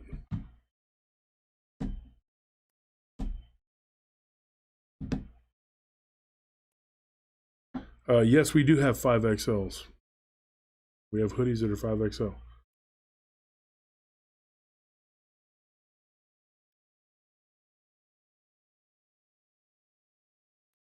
Mike Titan, I would love to do another cryptid sketch drawing contest, but we got to have people participate, and people weren't participating as much. That last one we did, of course, it was right around the time that I'd gotten sick and more when my mother had died, and then things kind of just, So Corley says he's giving me his just message you my number on Messenger. Okay, let me see what we got here.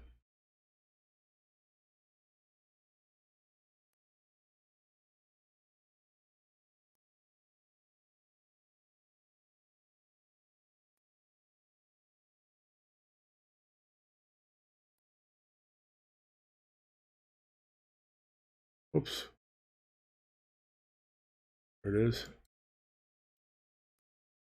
All right, now, Corley, I'm going to call you.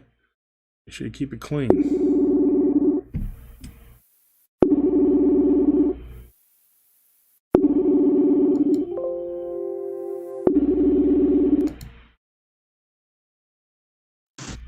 Hello. Hey, Corley. Hey, what's up, man? What's up, man?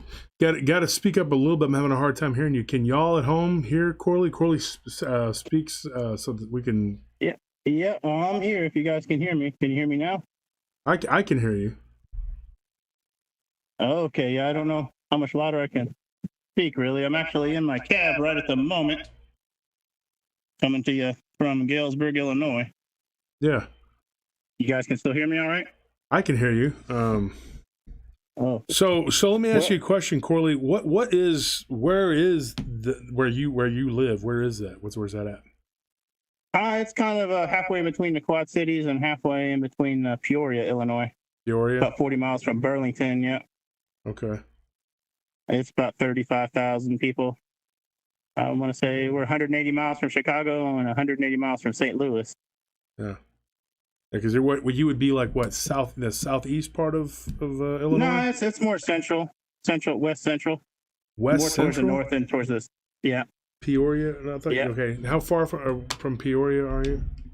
Oh, we're about 40, 50 miles from Peoria.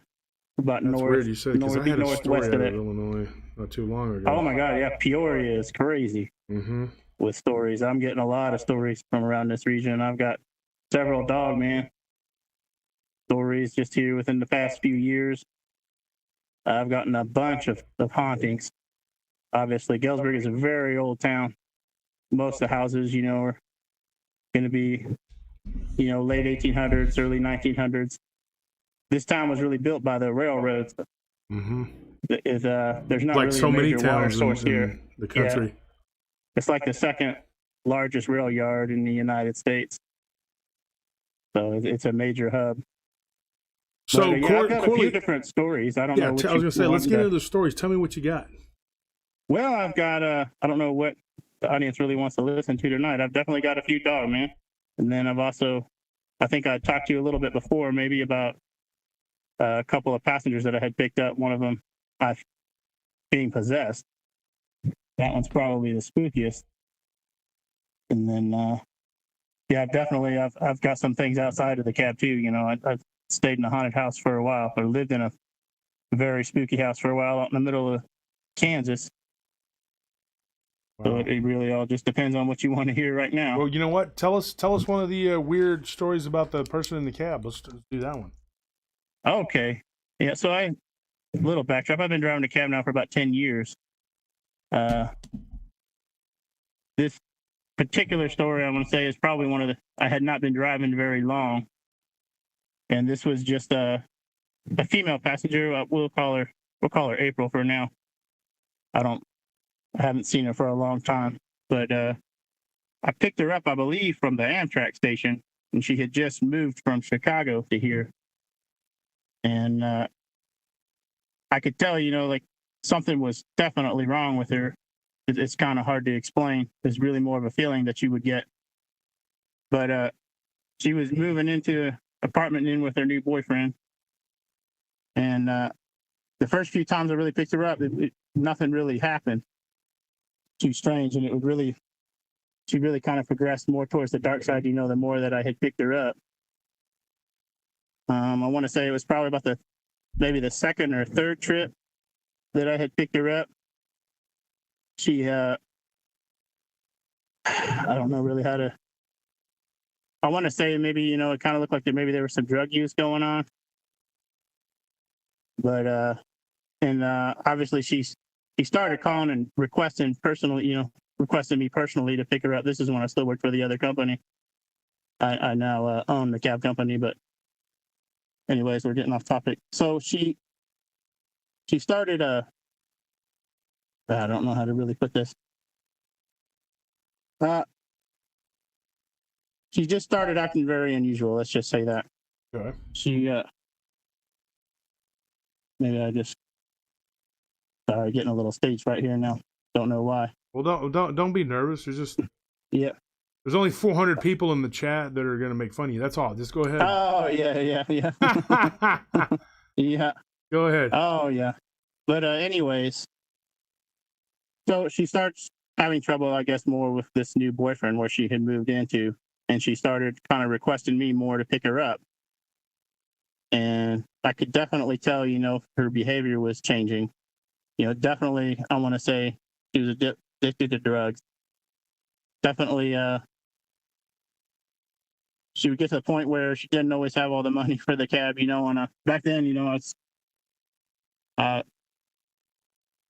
when you become a cab driver, you know, when you first start, you know, you're still kind of nice, you know, and you're nice to the customers. But as time goes on, you know, after years of, I want to say, abuse, you know, from drunk customers and stuff, you start to get a little, you get a little tougher. Yeah, you get a little meaner. I'm definitely a lot tougher now than I was then. So when I first started, I was really kind of green.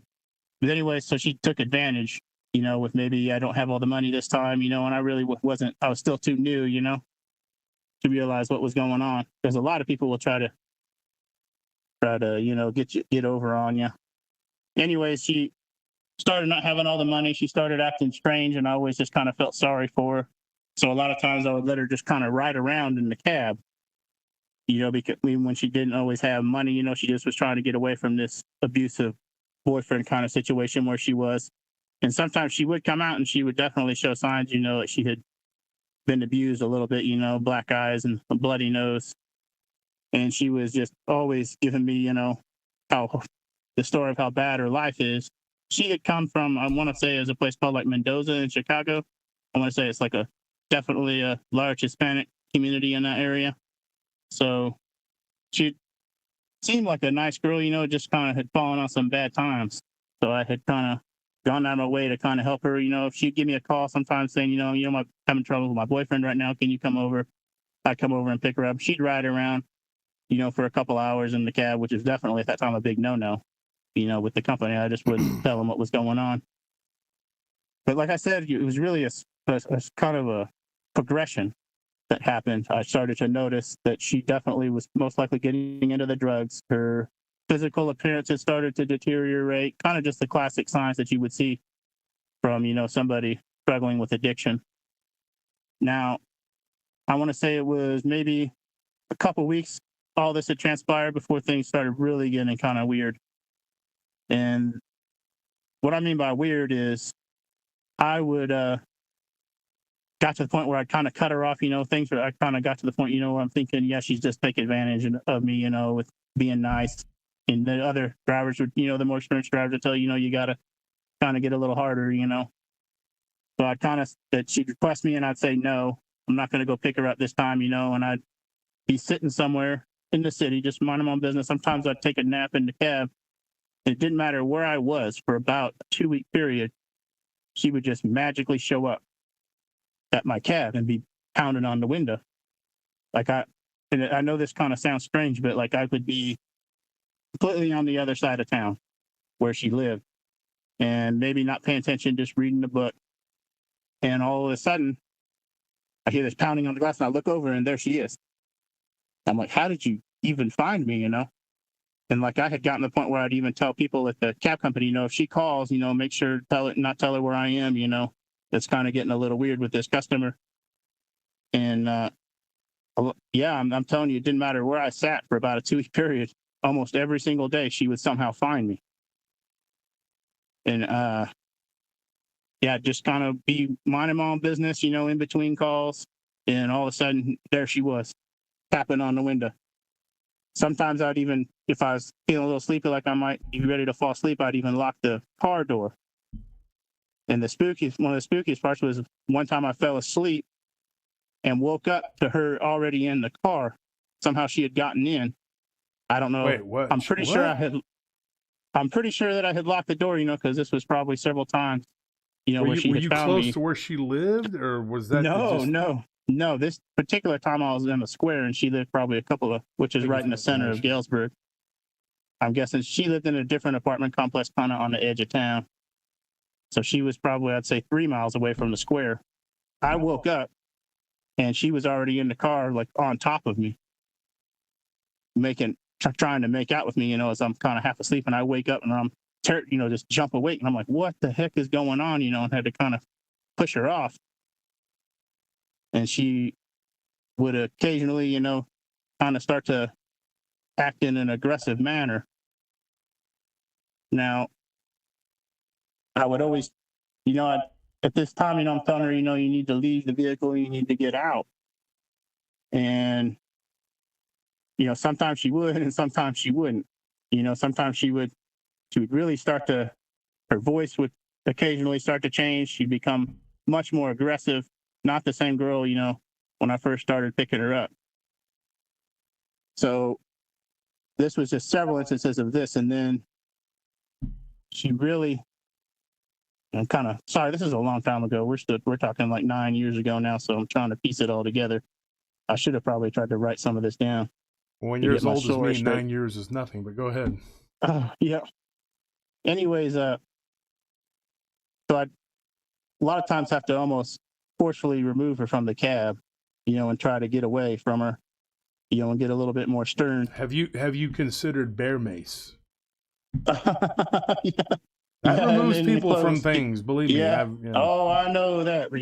Yeah, and I know several people have told me to carry mace. It's just the problem of being in the cab with the person while you deploy it. But yeah, I actually have had several instances with people getting physical in the cab. The best thing to do with your cab driver is to carry like a mag light, something, a dual use, because you're going to use it to shine on addresses on the house. And then also you have something to kind of protect yourself that doesn't really necessarily look like a weapon. Lights. Yeah, I got one of those. I don't know. It's 10, 12 inches, the metal one. Anyhow, so this later on, I want to say she kind of disappeared for a while. I had gotten a call, to go pick somebody up and, go to pick them up and it's her.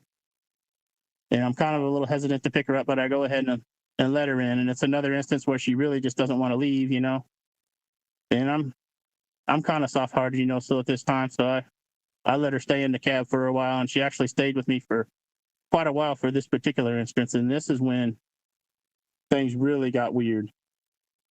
While I had picked up, you know, several other customers, you know, throughout the night, and they're to the point that they're calling the cab company, you know, complaining because she's really kind of acting very strange.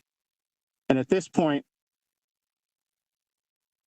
it's starting to make me a little nervous.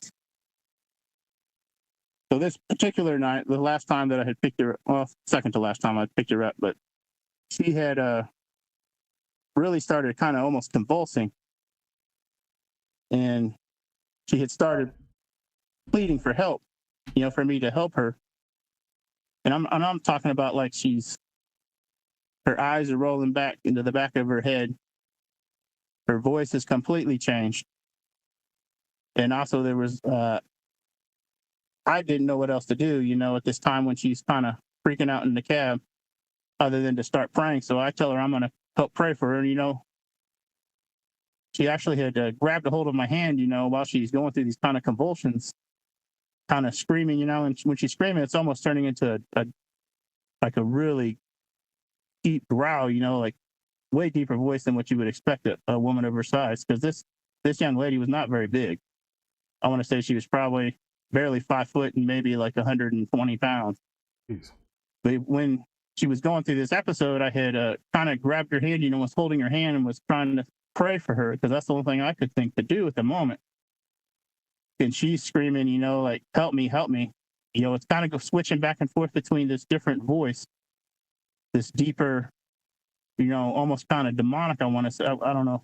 Yeah, I would say almost demonic voice where she's screaming, yelling out in this very deep tone, almost like growls. And at the same time, you know, she's kind of switching back to her normal voice, like, please help me, please help me.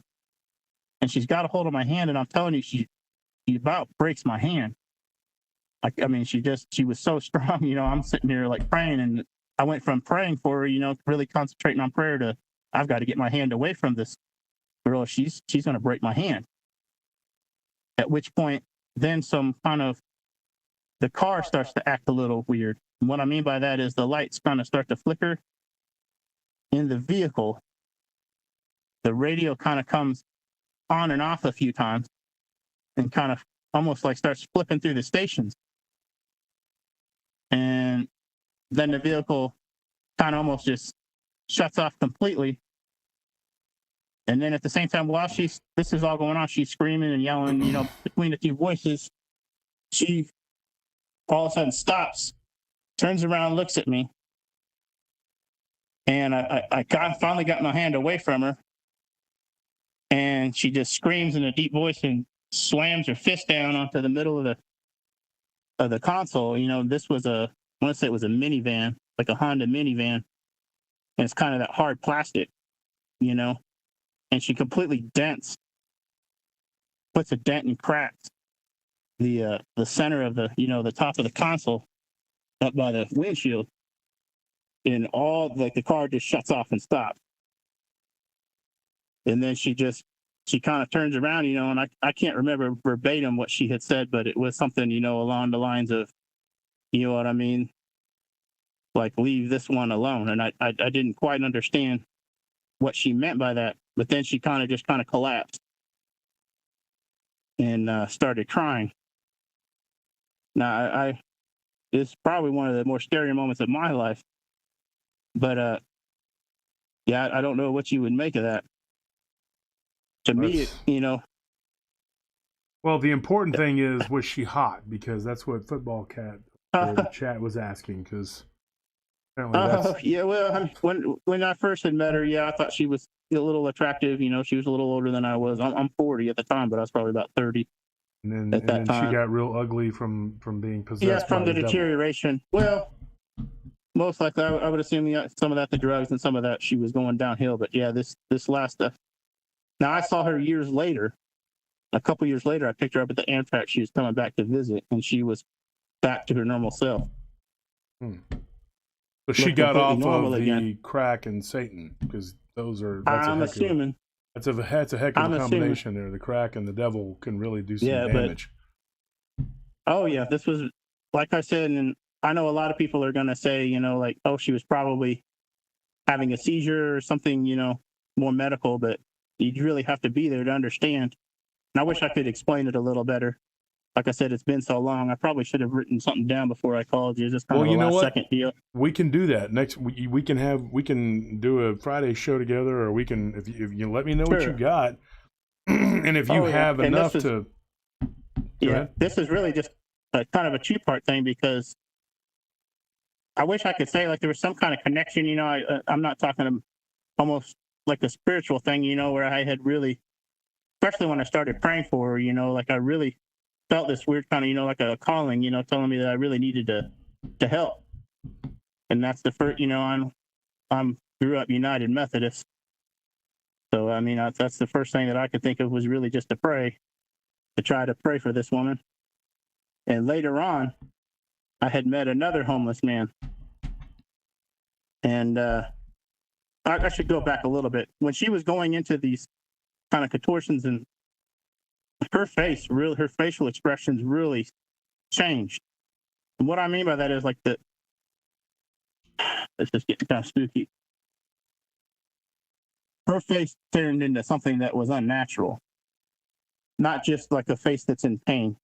Well, and you're sure this wasn't like she didn't have her makeup on that day, because sometimes Sephora can do some magic. That and Ulta. Oh yeah, no. This is something that you would see on like a horror movie. All the I've met women like that. Her face had turned completely white. From the contortion of her lips to her eyes, everything changed almost to like a very horrendous face.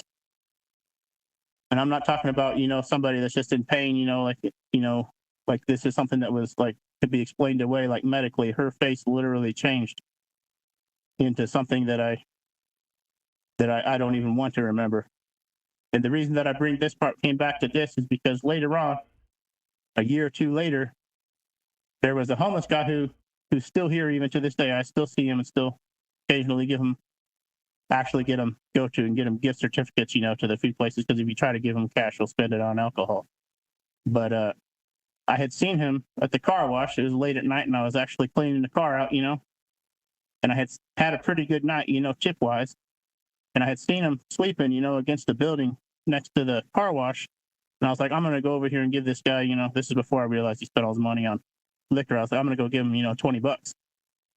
So I finished up with the car, and I had pulled around over to him because he was on the other side of the car wash, sleeping on the side of this building. And as I had gotten closer to him and pulled up, all of a sudden I saw that he was writhing on the ground, kind of going through the same convulsions that I saw this other lady had been doing. And then he just completely sat up, turned and looked at me. And the one thing I can tell you is that it was pretty much the same face that I had saw on this other female passenger. It was the same face. You know what I mean? And I instantly, I went back, to that time in the cab. And it, was kind of almost like PTSD. I got so scared, I just took off without ever giving them the money and left them there. And I know that sounds bad. Maybe I should have went back and tried to pray for him. But at the same time, it was kind of, I know it was the same exact face that I had saw, this evil kind of contorted demon face that I had saw on April, years before. Now I had seen this same guy later on. Everybody knows him in town, He'd hang out at the gas stations and stuff, and he always went to this one particular gas station that I like to go to too, because I think that he could kind of, it was a bigger bathroom, with a floor and a drain, and he could kind of halfway, take a cowboy bath in the sink every night. So he kind of had a very unusual smell to him. And I was always noticed the smell, because I'd walk into the bathroom after him, after he was in there, and, the whole place smelled like him. And, somebody that just necessarily isn't, homeless and doesn't smell too good. No, I think all homeless people smell lovely. Oh, yeah. Lilacs and lavender, dude. Every time I have to deal with one, I'm like, thank you for rubbing your smell on me. Yeah. I don't need to wear cologne the now. Hand soap in the bathroom, Like Bath and Body Works, Yeah, so it was kind of a mixture of that hand soap, you know, that he used in the bathroom, and then his smell that he had. Well, anyways, I had been feeling really conflicted, you know, about not helping him. You know, like I should have gone, you know, to try to do more to pray for him, or went back, you know, and I was really feeling like I had given into my fear, you know, when I had saw his face change into this. And I wish I could describe it to you better. I know the listeners are probably wanting a better explanation, but I really can't. Like, other than just turning completely white, it just looked like something that you would see out of a horror movie, when their face just completely gets, it's completely unnatural. It's almost not human for it to change like that. And I was just so scared, you know, the second time that I had seen it, you know, when I saw his face change to the same face that, you know, I'd seen the ladies change to earlier, I just took off. So I'm feeling this overwhelming guilt, and I had seen him several times before, and I'm thinking I need to do something, you know, to try to pray for him. And I had kind of was feeling this way and going home one night and walking into my house to notice that my door was ajar and unlocked into my back door. And I was thinking, like, I know I wouldn't, I'm really good about locking the door, you know.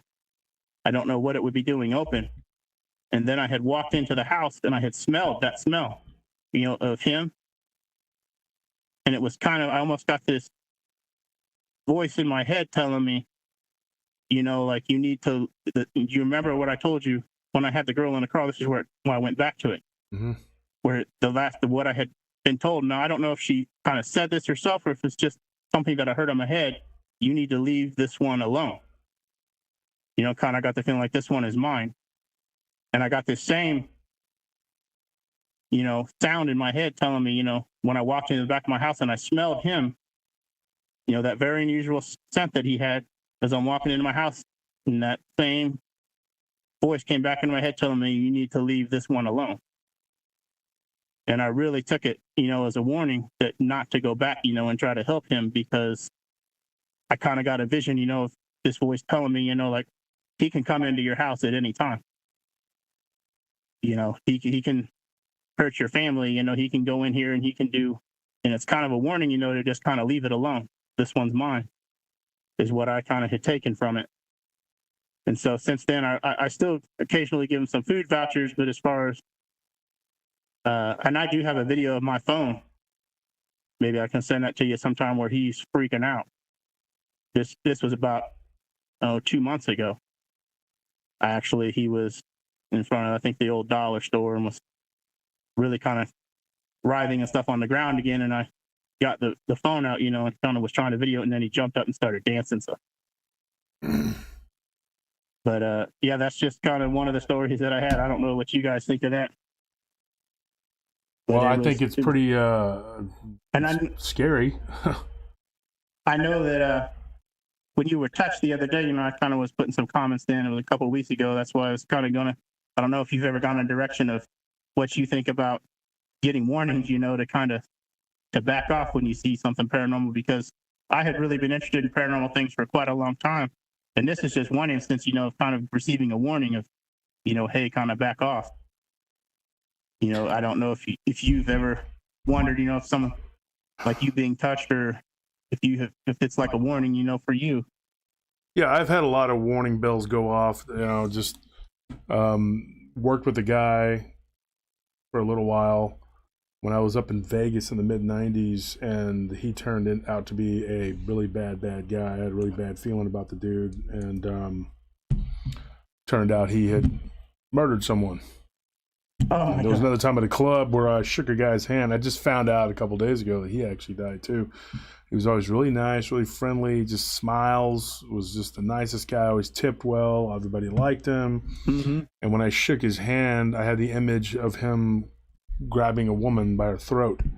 And once again, turned out that he didn't actually, they could never prove anything, but his ex-wife had disappeared under mysterious circumstances. Oh, yeah. Yeah, and so there have been several incidents where I've you know, had issues, and I've met people and I just didn't like them, just felt something weird about them, and then ultimately I find out that they are a villain, you know, just a real villain, and you're just like, it's the warning bells that go off, your spidey sense, whatever you want to call it, Oh yeah, yeah, I know exactly what you mean. Yeah, and when it comes to the paranormal, I think that's where it comes from. It's just all relative. And Yeah. I have met people that when you go to shake their hand, it takes your breath away. You're like, oh, what the heck? This person got so much Oh yeah. darkness on them. They could smile all day long, but it doesn't make it any better. And there are people who are just really bad judges of character. Like I've met people, and I'm like, they will literally just think that that person is the greatest thing since the invention of sliced bread. Oh yeah. And you can sit there and tell them all day long, but because they don't see it on the surface and they don't see it, they take that person's, BS at face value, and there's really no convincing them. I know what you mean. I've had that happen a lot. You're like, okay. And then I've so had you got to several just play instances like that along until myself. that person figures it out and figures out that that person is not a good person. And you're like, but I think that when someone passes over, it doesn't change. I think they're still bad. I think there's a lot of just, Oh yeah. and demons, they do mess with people, and they do latch on and attach to them, to people. Parasites, that's what they are. I was looking at some of the comments here. Someone was wanting me to ask you a question here. Hold on one second. They were asking, anyway, I can't remember what they said, but they said something like, was the cab locked? I believe, yeah. Titan said, Josh, can like you I ask said, me? she had several times where I had woken up, to her tapping on the glass, and just jumping in. So I had kind of, well, I'm going to park over here, so she doesn't find me this time, and I'm going to make sure I locked it. And I was working nights this whole time, it was kind of an adjustment. It took a couple of years, so this was in that first, 2-year time frame where now I'm used to it. I've been doing it 10 years, but then, it was quite common, for me to have to pull over, in between calls. And if it was slow, you'd fall asleep. If you hadn't slept that well at night, which was quite common, like I said, switching to nights. So anyways, she had gotten in several times, so I had started locking the car. And there were a couple more times where she had come up tapping on, and the car was locked, and I would just pull off, and leave her. Like, oh no, not this one again, and pull off. But this particular time where I woke up where she was in the car, I was pretty adamant about making sure that I kept it locked. Now, it could very well be an issue, maybe I'd forgotten, or maybe I'd hit it, while I was asleep, if that's possible. But yeah, she definitely, I woke up and she was right there, kind of right beside me, and then, just right on top of me, trying to really try to make out with me, I guess would be like I said, she was it wasn't very big. I just pushed her off, back to her side of the seat. But I was like, how did you find me? And that was really kind of finding you is what it was. I had a person that I knew back in the old days that astral projected into my bedroom. Oh my while God. I was asleep, and I woke up in this half dream state, and that person was standing there in my bedroom. And I went to the club and I met with this person. I told him, don't ever enter my domicile again. And he acted surprised because I guess he thought I was going to think, oh, it was a dream. No, it wasn't a dream. You were in my bedroom. Yeah. And you showed up. This guy's now in prison, for a long time. He's gone. But he was a very, very bad, evil person. And I told him, I said, I don't want anything to do with you or any of your shenanigans. You show up in my bedroom again, and your soul's not going back to your body. Because spiritual warfare is very similar to physical warfare. People don't really understand, as is in the flesh and the spirit, as is above, as is below. Holly M says, I have heard of possessed people actually growing in height while under possession. Basically, a 5'2" woman growing to the size of an average height male, about 5'9". Very weird. Yes, I believe I told us the story, and I can't even tell you which episode it was. You'd have to go back and watch every one of my shows to try to find it, and I recommend everyone doing that. But anyway, this one story, and I don't know if you remember this, Corley, but there were these guys that were from Minnesota, and one of the guys was wrestling with this kid, and they were both kids, they were wrestling, and this kid got bigger and stronger while they were fighting. And, I must have missed that one, but I'd like to hear that. I'll go back and listen to that one. But I don't know. I can't attest to her actually growing, but I can tell you that she became much stronger than I don't know if I'd say super. I mean, I'm not a.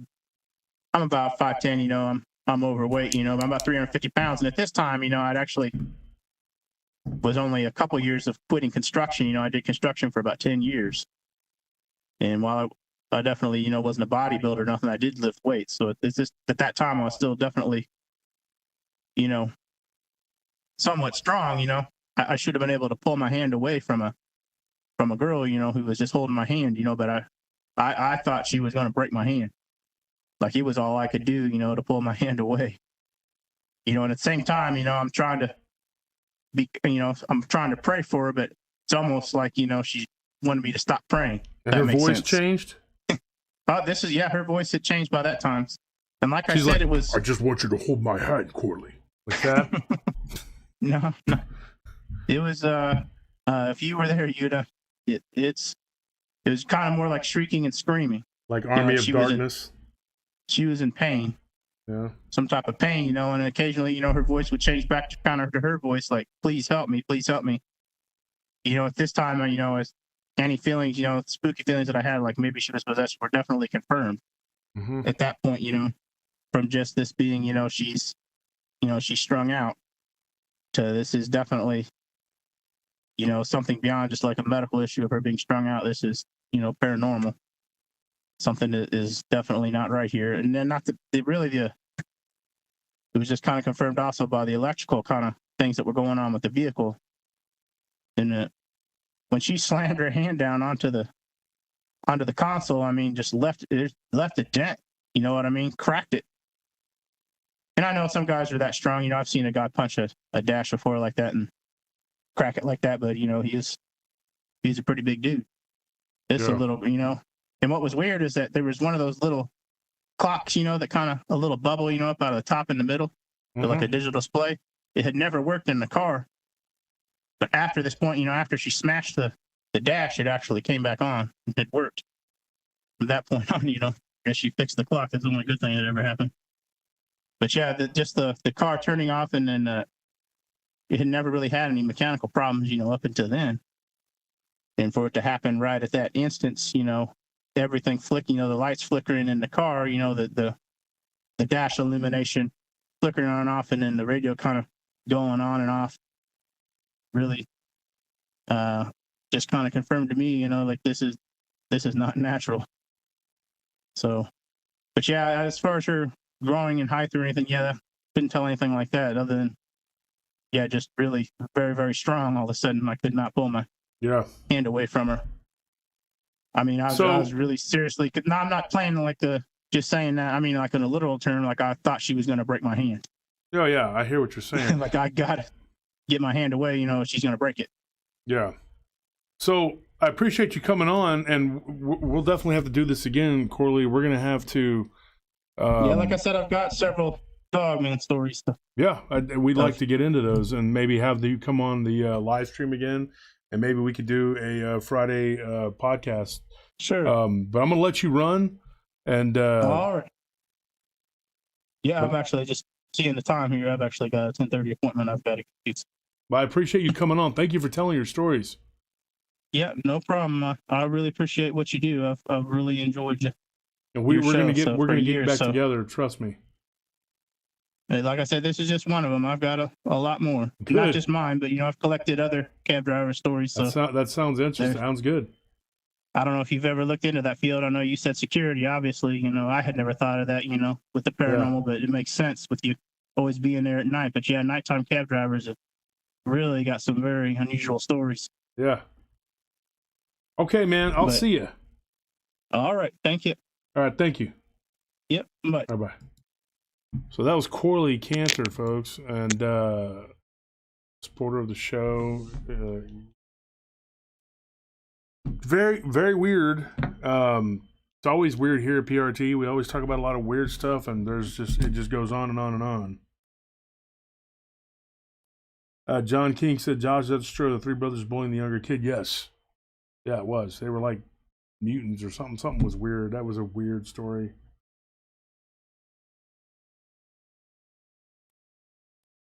And folks, I have to record tonight. so that I can make you something special for Friday, and you guys will have the Friday show to listen to. And everybody who listens to the Friday podcast, we're gonna get back with Corley. Don't worry. We're gonna have some more. We'll talk to him again. He's got some interesting stuff. We're gonna try and get. If I had more time, I would have a guest on here every Tuesday, and we do this, and we would just have people. I just don't have time. I'm just so slammed with everything, and I am just been so overwhelmed lately. Just please pray for me. I got so much going on. Thank you for those that donated. Big Cole, I wasn't trying to ignore you, but Corley was in the middle of talking, so thank you for your donation. Doesn't matter how big or small it is. It's all appreciated. It all goes toward helping the show and giving the giveaways and everything else. I have to run, but before we go, we're going to pick 2 people. We're going to give away hoodies. The hoodie season's almost over, and we want to give away a couple more hoodies. So if you're interested in a hoodie, and we have your size, then hit me up right now. Start telling us right now that you want a hoodie. Let me know you want a hoodie. Because, yeah, only 251 likes. People can't like us. You can listen to the show but not like. Come on.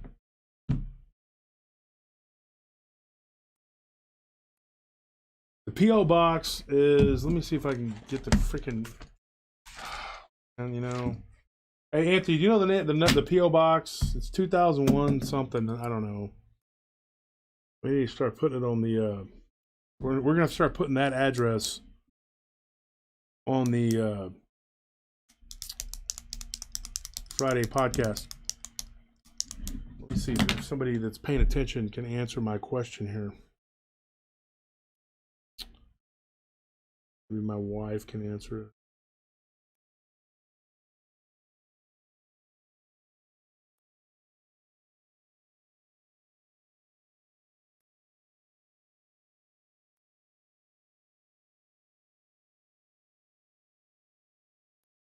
Oh. Jennifer Metzger says, who doesn't want a PRT hoodie? Jennifer, have you won? Have you won before?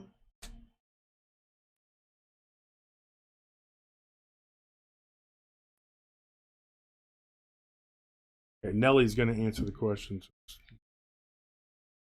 Nobody else can tell me. All right, so it's 6001 West Palmer Lane. That's Parmer Lane, Suite 370, PMB 131, Austin, Texas 78727. That's a long deal. I can't remember it.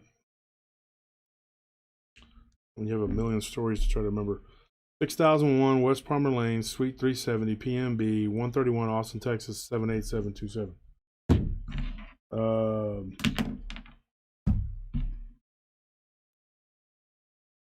So anyway, Jennifer Metzger asks, who doesn't want a PRT hoodie? So I'll choose you, because who doesn't want one? So hit me up on in my email, which is joshturner@prtpodcast.com, or you can hit me up on Messenger and I will get with you.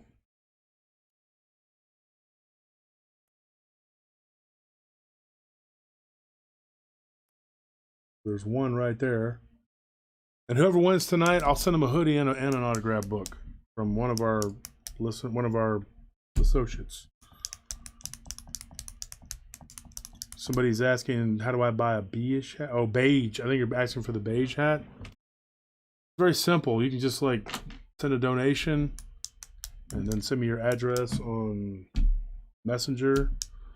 We don't have many of the beige hats.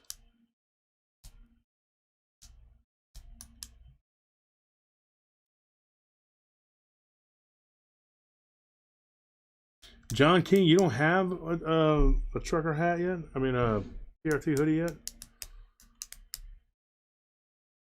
Thought for sure you'd have one, John.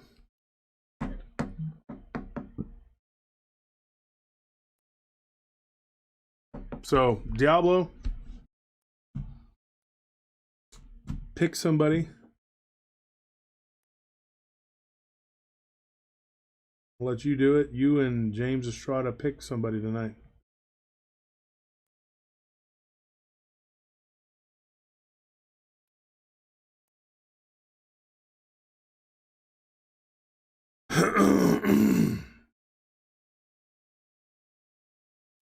So we got Jennifer who won. His electric comment, and then we had who else? Waiting on the others. Adam Ware says they're awesome. Yes, Adam, you know you've gotten one.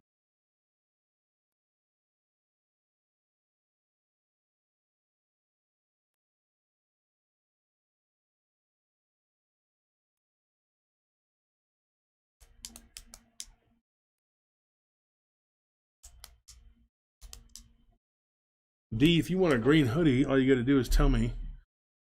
You've lost a lot of weight, so I don't know what your size is now.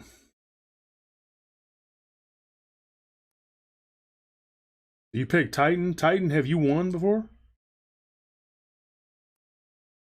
Got to answer me, guys, because I got to jump off here real soon.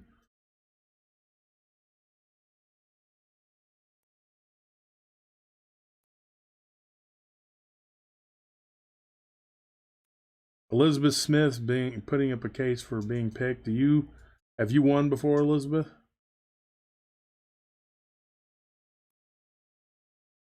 Elizabeth Smith is okay, so James picked her.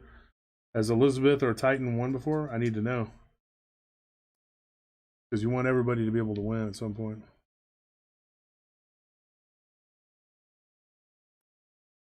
No, Titan says no. Okay. Titan, where are you from? Because I can't ship to England, guys. I gotta let our UK listeners. It's way too expensive. I can do it for Canada. I've been flipping the bill for that, but if you're in another country, like overseas in Europe or something, I will send you the money to buy one if you win.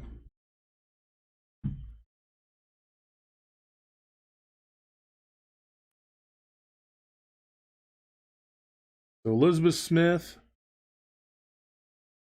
and Titan, send me your information through email or on Messenger. Messenger, Facebook would be the easiest way. I mean, it's just the email just goes so. I mean, I am just swamped. But send it. I'll get to it eventually. But it's just.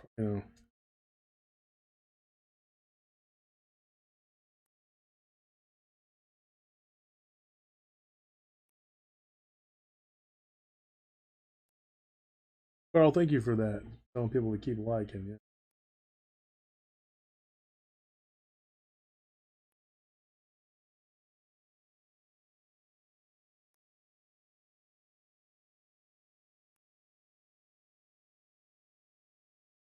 Okay, so Elizabeth says she's purchased one before, but not won one. Which color you purchased? That way I know not to send you the same one.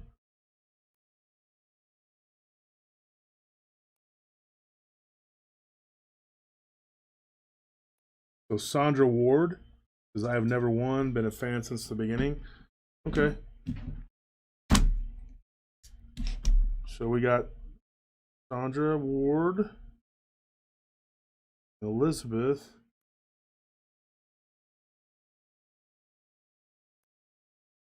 and Titan. I don't know your real name, but you can hit me up and send me your information. And I picked Jennifer Metzger. So those are the people. You got 4 people. We got 4 of them. Send me your information and your sizes. I gotta run, folks. I got to run. I'm gonna try and do legs tonight, but my ankle's been messing with me, and I don't know what I'm doing. I really gotta go and try to get this thing recorded, and then try to hit the gym. I got my sister's family coming in tomorrow. I was like, where to that?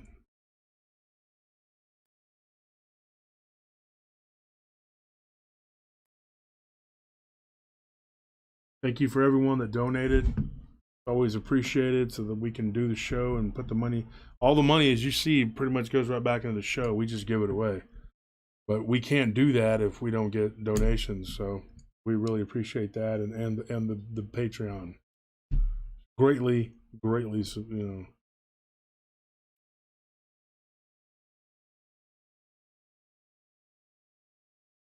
Yeah, Nina Sinclair says that it's very expensive to ship to England. I wish I could send my overseas listeners autographed books, but it's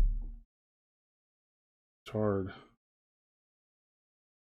But anyway, thank you everyone who participated tonight, and I thank our guests for coming on and telling their stories. I got to run to the grocery store, and then I got to come back and do the show, and I have a headache. And also, I can go to the gym.